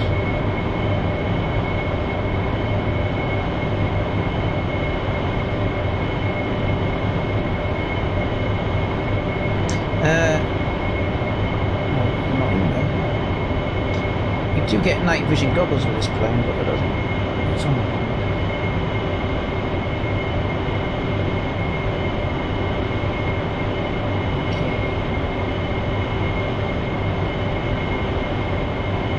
So it's the runway.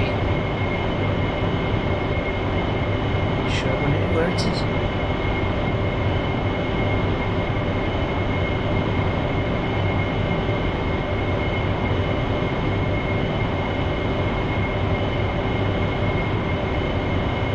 Okay. I think it's this road here, and this one. The wind is going that way. Land. Oh, unless that's the road. Just the field. Pull up, pull up.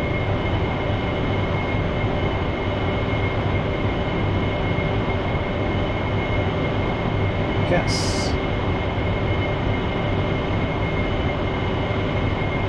Oh no, that is a road. Shoot, that is a road.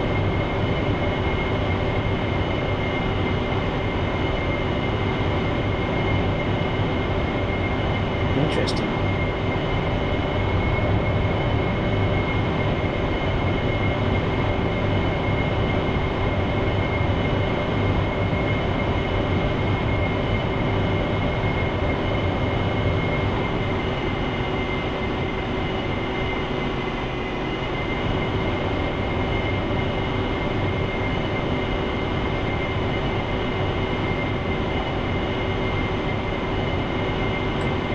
The key is located 3,500 feet from the designated landing point for this type of landing.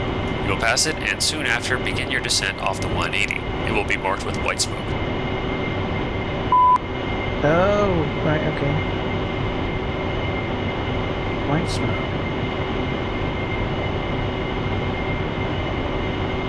So the green smoke is the downwind.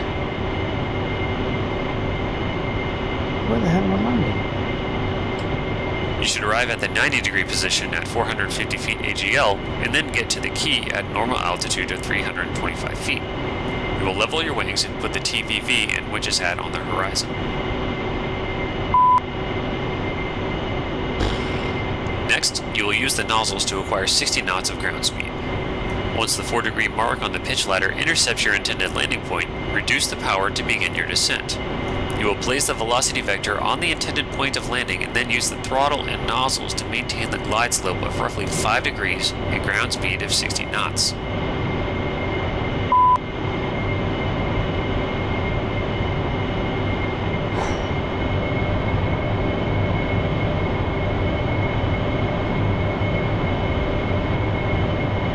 Easy enough. Caution.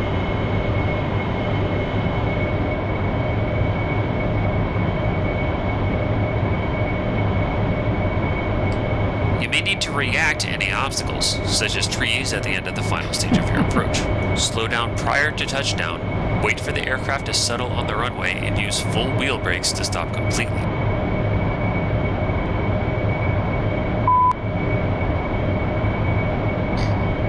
This could end really badly. Caution. Caution. Caution.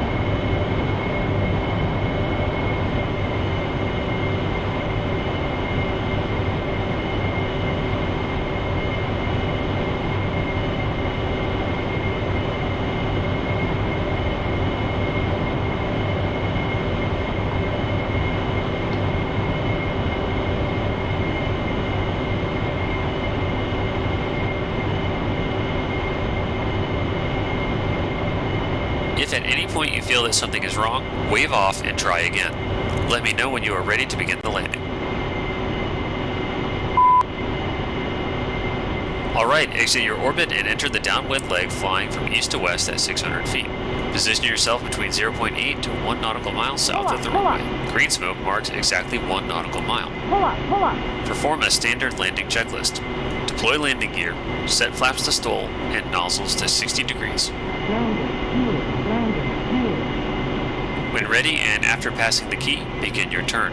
Arrive over the key at 325 feet AGL.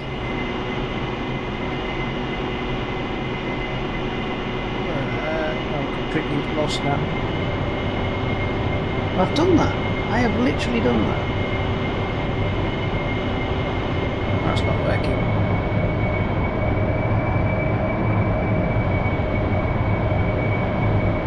I've passed over the key. I don't know where the...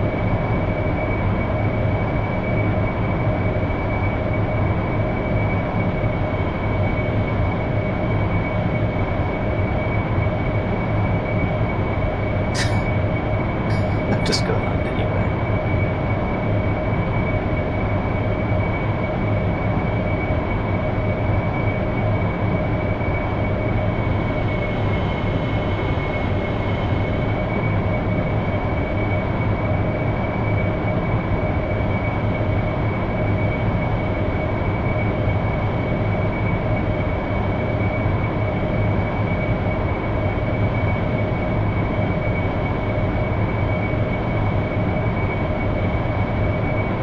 I thought it was another airbase.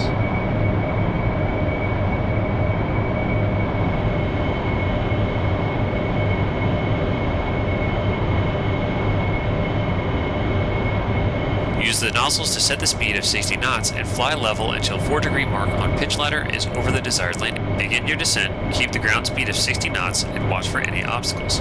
Try to land in the middle of the road. What?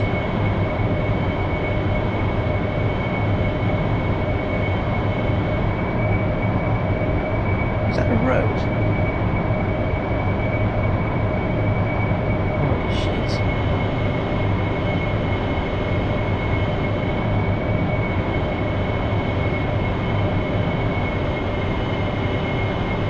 I can't even see the road.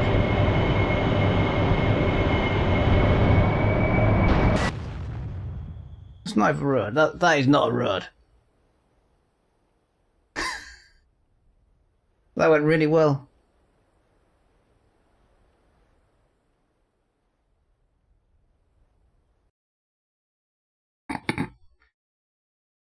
Let me go quickly brush over that one.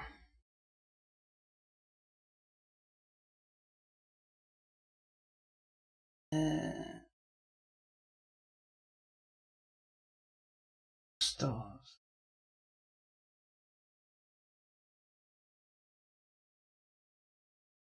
Advanced handling.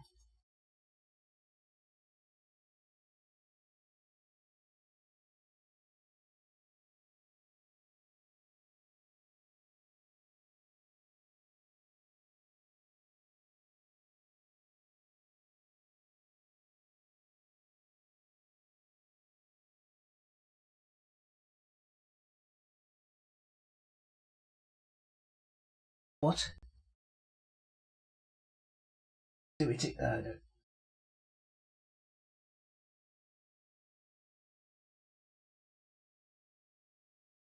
Advanced handling. We'll make this the last one, I think.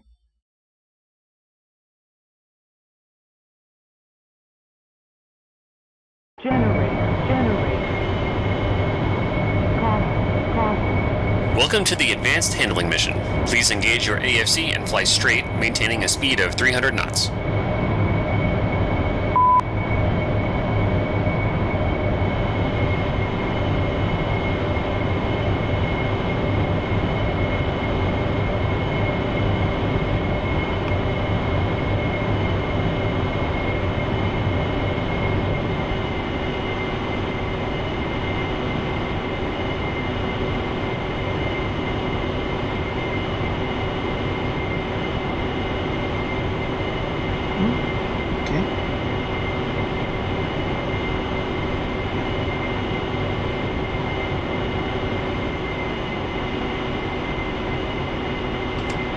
this training mission, we will go through advanced handling maneuvers that will help you better understand how your aircraft behaves in flight regimes and conditions near the limits of its capabilities. To gain a tactical advantage or defend against a threat, you must decide how aggressively to maneuver and how much energy to sacrifice to achieve your goal, and familiarity with these characteristics will better inform you when making these decisions. We will begin with various turning drills to demonstrate the energy and stability characteristics of the airplane, continue into departure and spin recoveries, and end with more complex maneuvers designed to make you more comfortable pushing the airplane to its limits. During all these maneuvers, it is crucial that you stay within the AOA, G, and speed limits given by myself. If in doubt, check your kneeboard. All of the maneuvers are explained there in detail. Right. Alright, let's begin by practicing some turns. Observe how the jet reacts in different AOA, G, and speed conditions. We will begin with the hard turn. Ensure you're at 15,000 feet MSL, and let me know when you are ready to continue. Okay.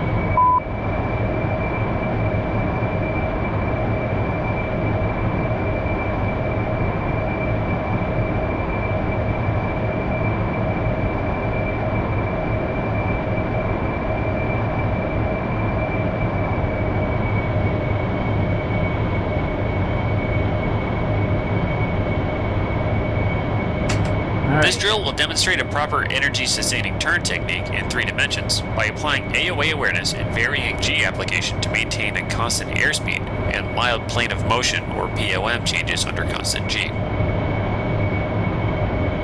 You will perform 2 hard turns at 15,000 feet with an entry speed of 300 knots calibrated airspeed. You will be making a smooth unloaded roll to capture 70 to 80 degrees angle of bank. To perform an unloaded roll, you will bunt the nose very slightly from 0 to -1 G, more closely marrying the aircraft waterline with the velocity vector, before smoothly and deliberately beginning your roll.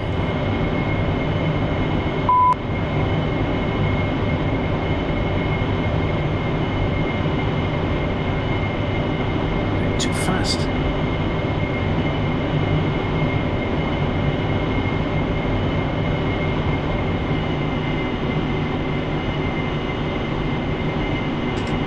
Once in a 70 to 80 degree bank angle, you will halt your roll and then apply full power and backstick pressure to establish the AOA and G combination that maintains the starting airspeed and altitude. Let me know if you want me to repeat all that or if you are ready to proceed.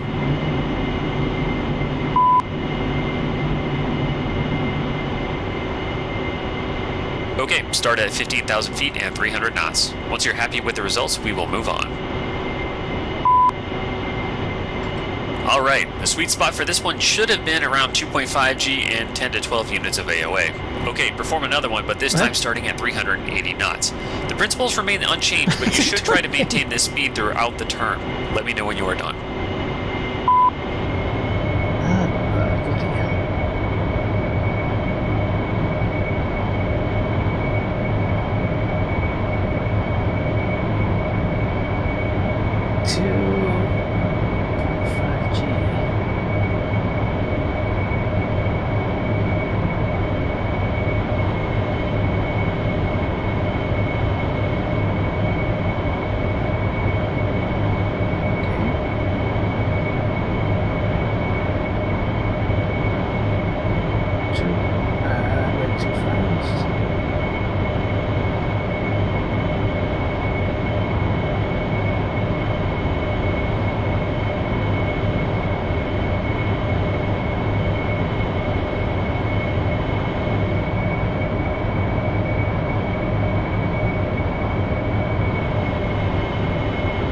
Yeah, that was perfect. Very good. This time the sweet spot was 3G at 10 to 12 units.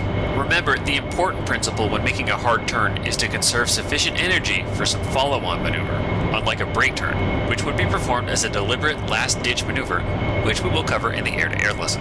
Time to move on. Descend to 10,000 feet and let me know when you are ready. Okay. Caution. The roll rate's pretty decent. Right.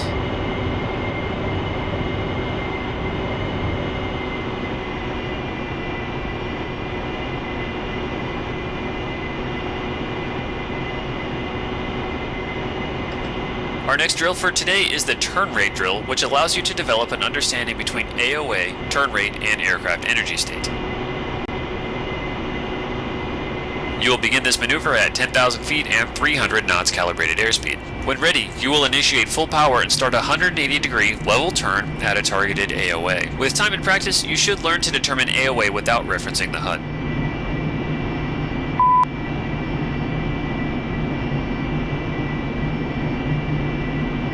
The first one will be maintaining 10 units of AOA, the second maintaining 12 units, and the third maintaining 15 units. Before commencing each turn, make sure to return to 300 knots calibrated airspeed and 10,000 feet.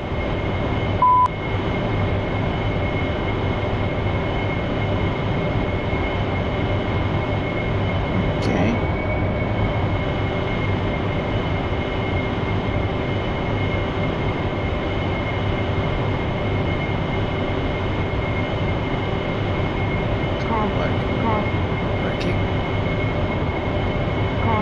As you finish your turn, take note of the time it took to perform a full 180 degrees, and your airspeed when you level off. The higher the AOA, the shorter it will take, but you will bleed more airspeed as a result.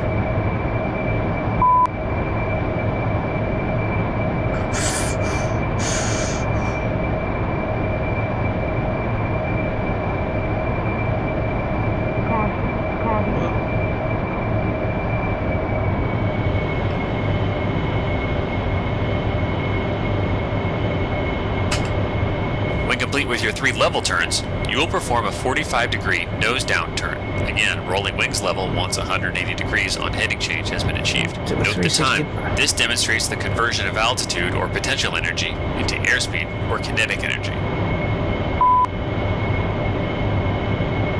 45-degree nose down turn. Again, rolling wings. Level 180.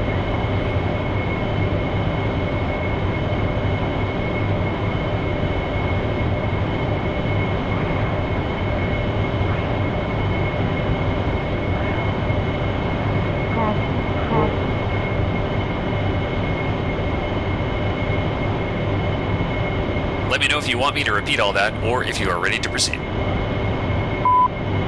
OK, commence the turns at 10,000 feet and 300 knots calibrated airspeed. Perform one each of 10, 12, and 15 units of AOA. After that, make another one with 45 degrees nose-low attitude. Let me know when you are done with all of that. I've done with all that. Good, now maintain 10,000 feet and 300 knots. Unbelievable.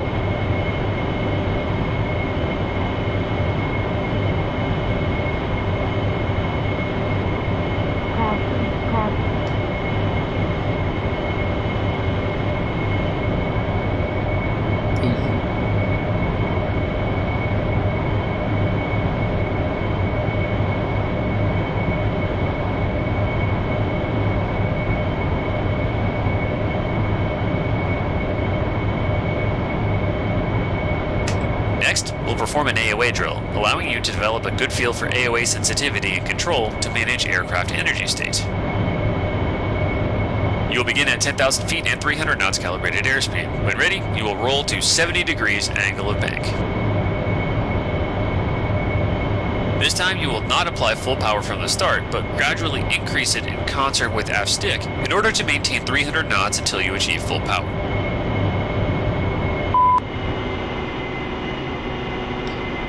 Okay. When you're there, note the AOA required to maintain that speed, which should be between 10.5 and 12.5 units.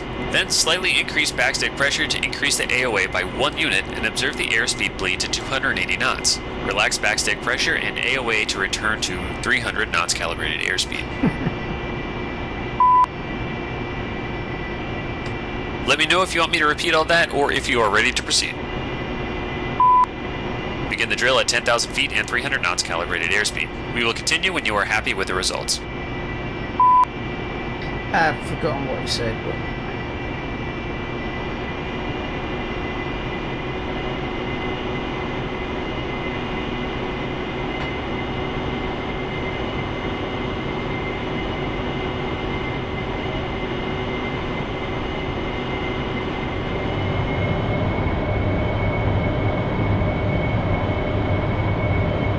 He said 10, didn't he?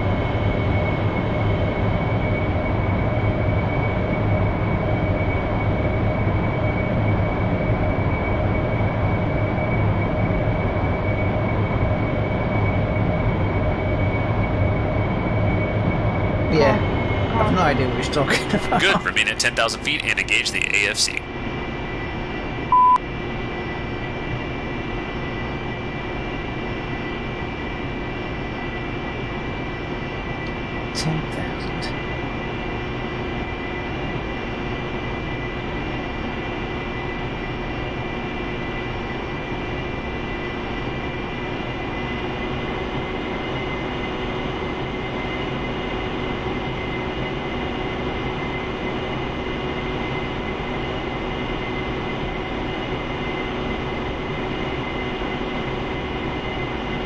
Okay. Good. Now before we begin the next stage, there is one very important skill that we need to cover, the out-of-control spin recovery. When your aircraft stalls and or starts spinning, make sure to set your controls to neutral, which means rudder and stick centered. Set your throttle to idle.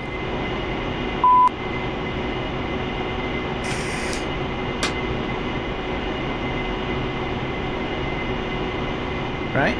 If the aircraft continues spinning, apply full rudder opposite to the direction of the spin. If you are spinning upright, apply full aileron with the direction of the spin, and if you are spinning inverted, leave the ailerons neutral. Right, okay. Recovery is indicated when the speed exceeds 150 knots calibrated airspeed, AOA falls below 15 units, and the aircraft has no apparent side slip rate. These procedures are also in the knee board. Make sure to refer to them whenever necessary. While you're spinning may not be the best time to review those procedures for the first time. Practicing these skills will be important as we begin to tread into intentional departures. The Harrier is one of only a handful of modern tactical fighters where intentional departures are authorized, which produces confident pilots that know exactly what the limits of their aircraft are. We will start with a slow speed, high AOA drill, which will demonstrate the Harrier's ability to maneuver in these conditions. Here's what you will do. You will begin at the altitude of 10,000 feet and a speed of 200 knots calibrated airspeed. Okay.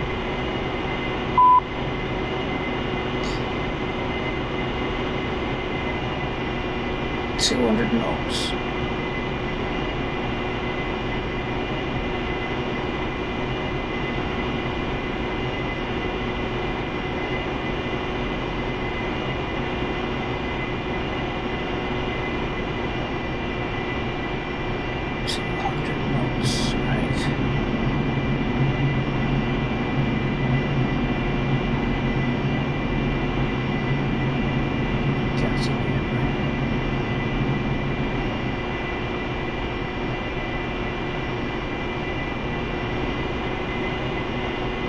When you reach these parameters, you will add full power and pull the nose up at a constant 12 to 15 units of AOA until you reach 40 degrees of pitch.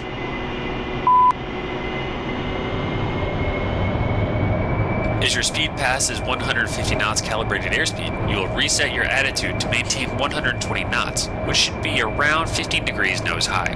The AOA will be around 20 to 23 units. You will be climbing slightly, but will be experiencing moderate buffet. While keeping the speed and climb rate, you will try to fly straight and level, but also try to turn in both directions. Importantly, you must use the aircraft rudder to maintain control over your aircraft in these conditions. Prevent the buildup of any side slip in level flight by closely monitoring your wind vane, and use coordinated aileron and rudder when turning. To initiate a turn, you will reduce the aft stick pressure, otherwise the aircraft may depart, usually around 25 units of AOA. AOA excursions may be halted by releasing and reapplying aft stick pressure. If the aircraft does depart, use the recovery procedures I mentioned before. I'm about to go. Let me know if you want me to repeat all that or if you are ready to proceed. Well, I've already started. Alright, you may begin. Let me know when you are ready to continue. Now that you're familiar with the aircraft's slow speed handling characteristics, we will practice an intentional slow speed departure. Stabilize at 15,000 feet and let me know when you are ready to continue. 15.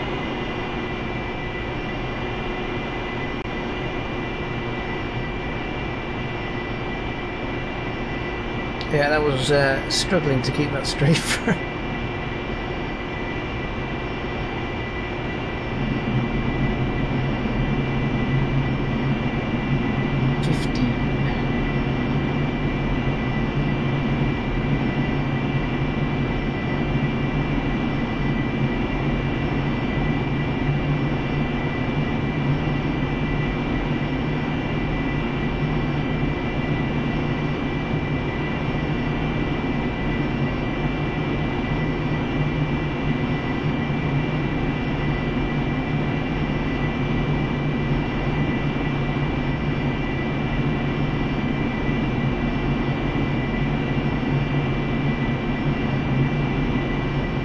We will commence this part flying at 15,000 feet and 250 knots calibrated airspeed. You will set full power and pull 90 degrees nose up using a 10 to 12 unit pull.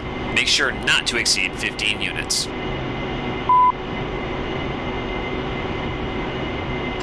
Passing 100 knots calibrated airspeed, retard the throttle to idle and try to maintain vertical flight.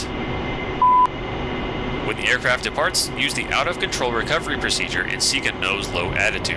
Accelerating through 150 knots, use no more than 15 units of AOA to pull the nose to the horizon. Let me know if you want me to repeat the instructions or if you are ready to continue. Okay. Okay, reduce speed to 250 knots. Keep the altitude of 15,000 feet. You may begin when ready. Sounds easy enough.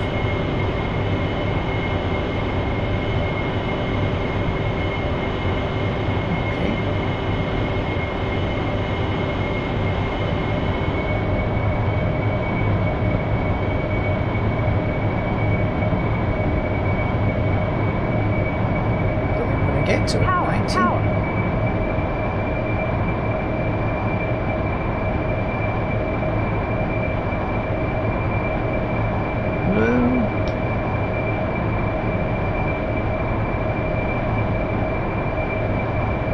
Oh, I'm gonna go.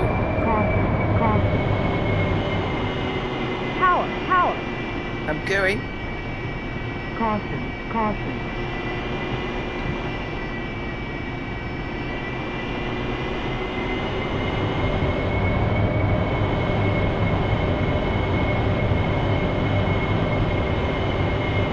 That seemed a bit too easy, that.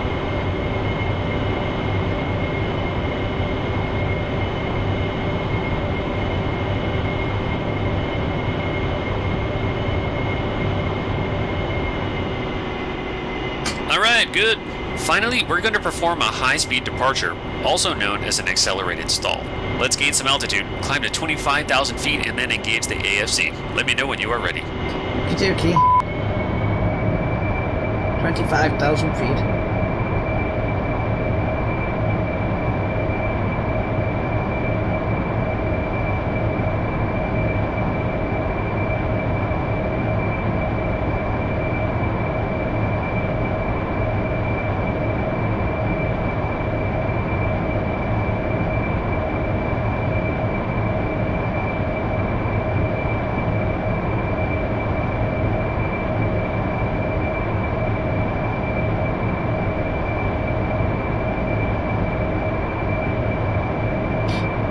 Easy peasy.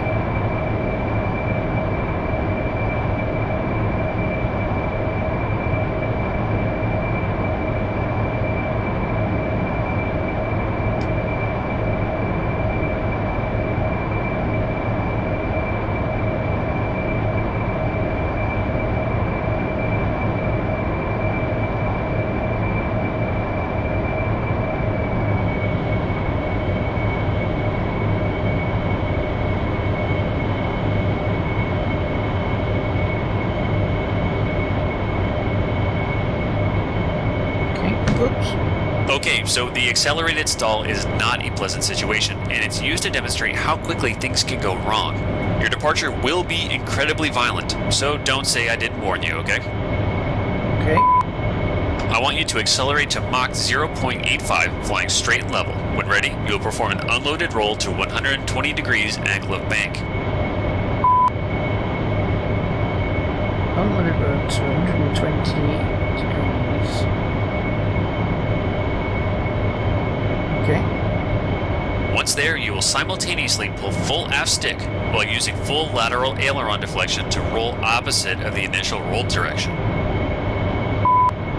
Okay. In other words, if you initially bank 120 degrees left, you will then pull full stick, full aft, and full right. Your maneuvering tone will sound as your AOA exceeds 9 units. This will cause the jet to violently depart controlled flight, likely in the direction opposite the aileron input, and from then on, you'll need to utilize the recovery procedures described at the beginning of this stage. If you need to, go through them again in the kneeboard. Let me know if you want me to repeat all that, or if you are ready to proceed. Very good. Check that you are on 25,000 feet and Mach 0.85 and begin the maneuver. Let me know after you have recovered and we will move on. 0.84. Oh, it's 120. Whoa. Whoa, whoa, whoa, whoa, whoa. Whoa. Caution.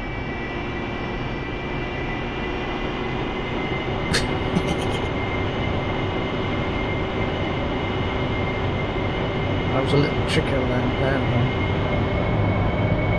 Jeez, Now that we are thoroughly practiced at recovering from out-of-control flight, we'll begin to explore some aerobatic maneuvers to build our confidence and finesse.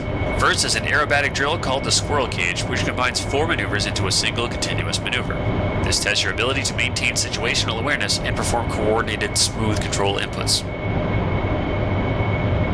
You'll begin this maneuver at 10,000 feet and 400 knots calibrated airspeed. You will perform a loop, followed by a half Cuban 8, followed by an implement, and end with a split S. Yeah. The loop followed by a half Cuban 8. I don't know what a half Cuban 8 is.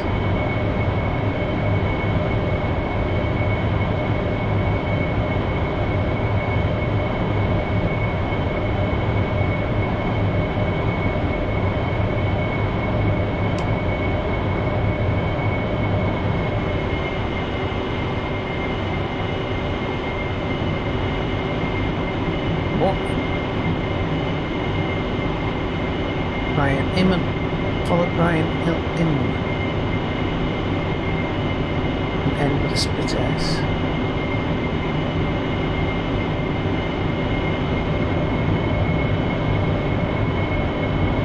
Okay.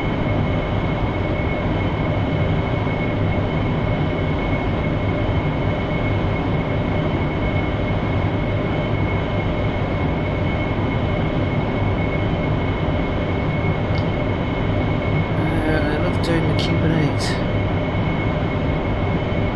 Well, I must have done one in the past, but I don't know what it is.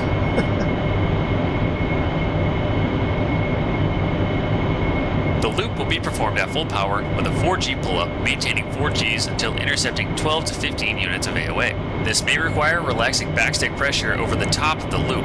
On the backside of the loop, re-intercept 4Gs and adjust the throttle so not to exceed 400 knots calibrated airspeed. Try not to focus on these numbers, but develop a feel for how the airplane behaves in the loop.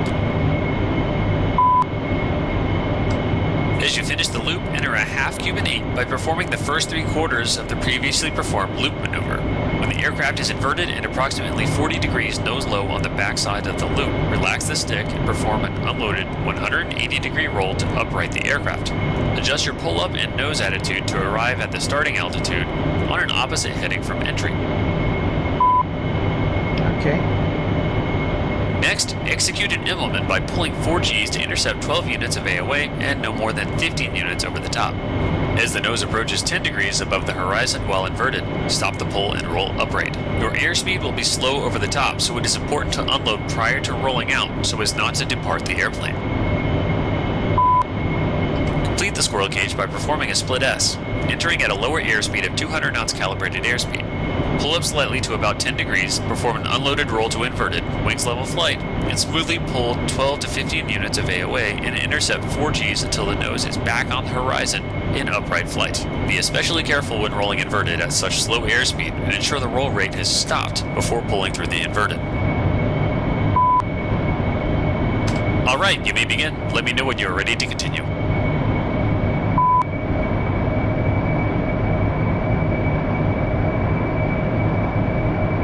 Okay, I think I've got that kind of.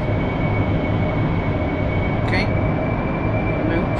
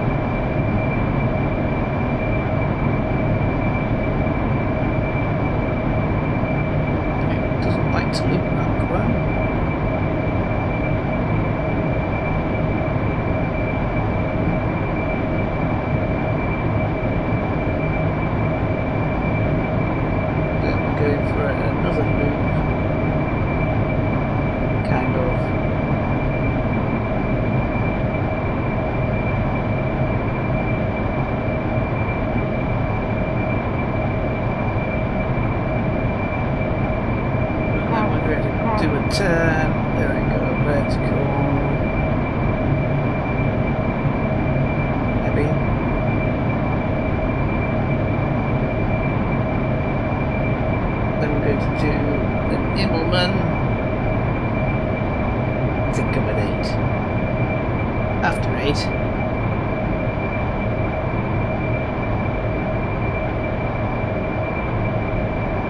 Come on, come on, come on, come on. Not perfect, but it'll do. Whoa, whoa, whoa, whoa, I've lost a lot of speed.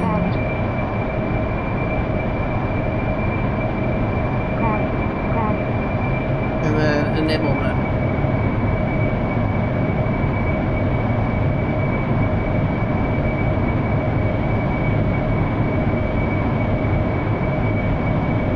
Hopefully I'll end up at 10,000 feet, nearly. Nearly. Oh, I lost 1,000 feet. Great work. Now climb back to 15,000 feet and set 360 knots calibrated airspeed. 360.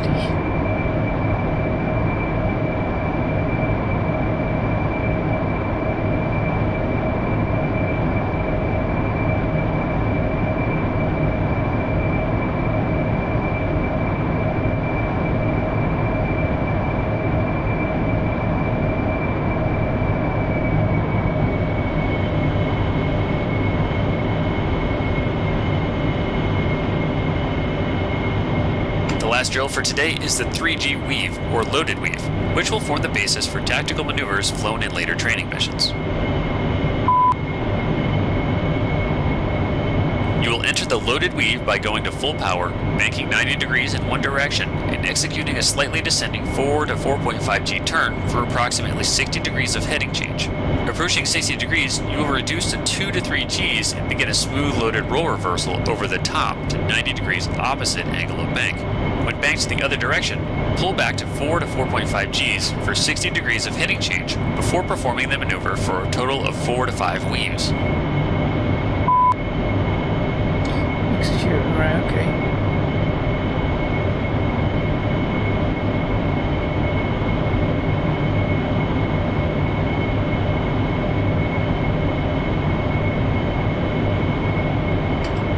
Take note of the aircraft's energy state as you perform these weaves, as well as the finesse required to maneuver the aircraft through multiple axes and maneuvering three-dimensionally. Let me know if you want me to repeat all that or if you are ready to proceed. Alright, you may begin. Let me know when you are ready to continue. Okay.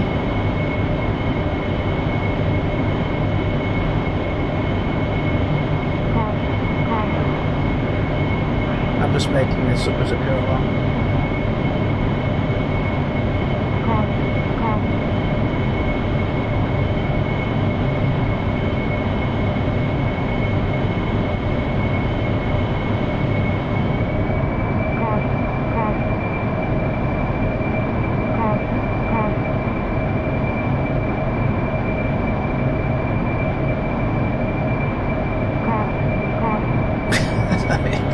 Excellent job, that's all for today. You can continue to practice these maneuvers on your own or return to base. As a reminder, descriptions for these maneuvers and their entry parameters are included in your kneeboard. Thanks. Has he got a witty comment before the end? Sometimes he gives you a witty comment at the end. Sometimes.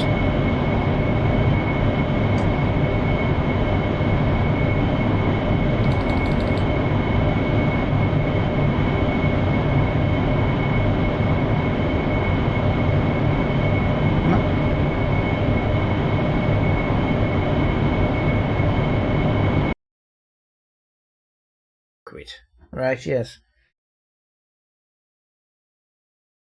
I need to get some food. I also have to keep doing these. Stores. I'll do the rest of these next time I'm on. Full stores. Yeah, the next one gets a bit more interesting. Ugh. Right, I'll take a break. Yeah, I'll call it here. So, thanks for watching, everybody. I will see you all later. Bye bye.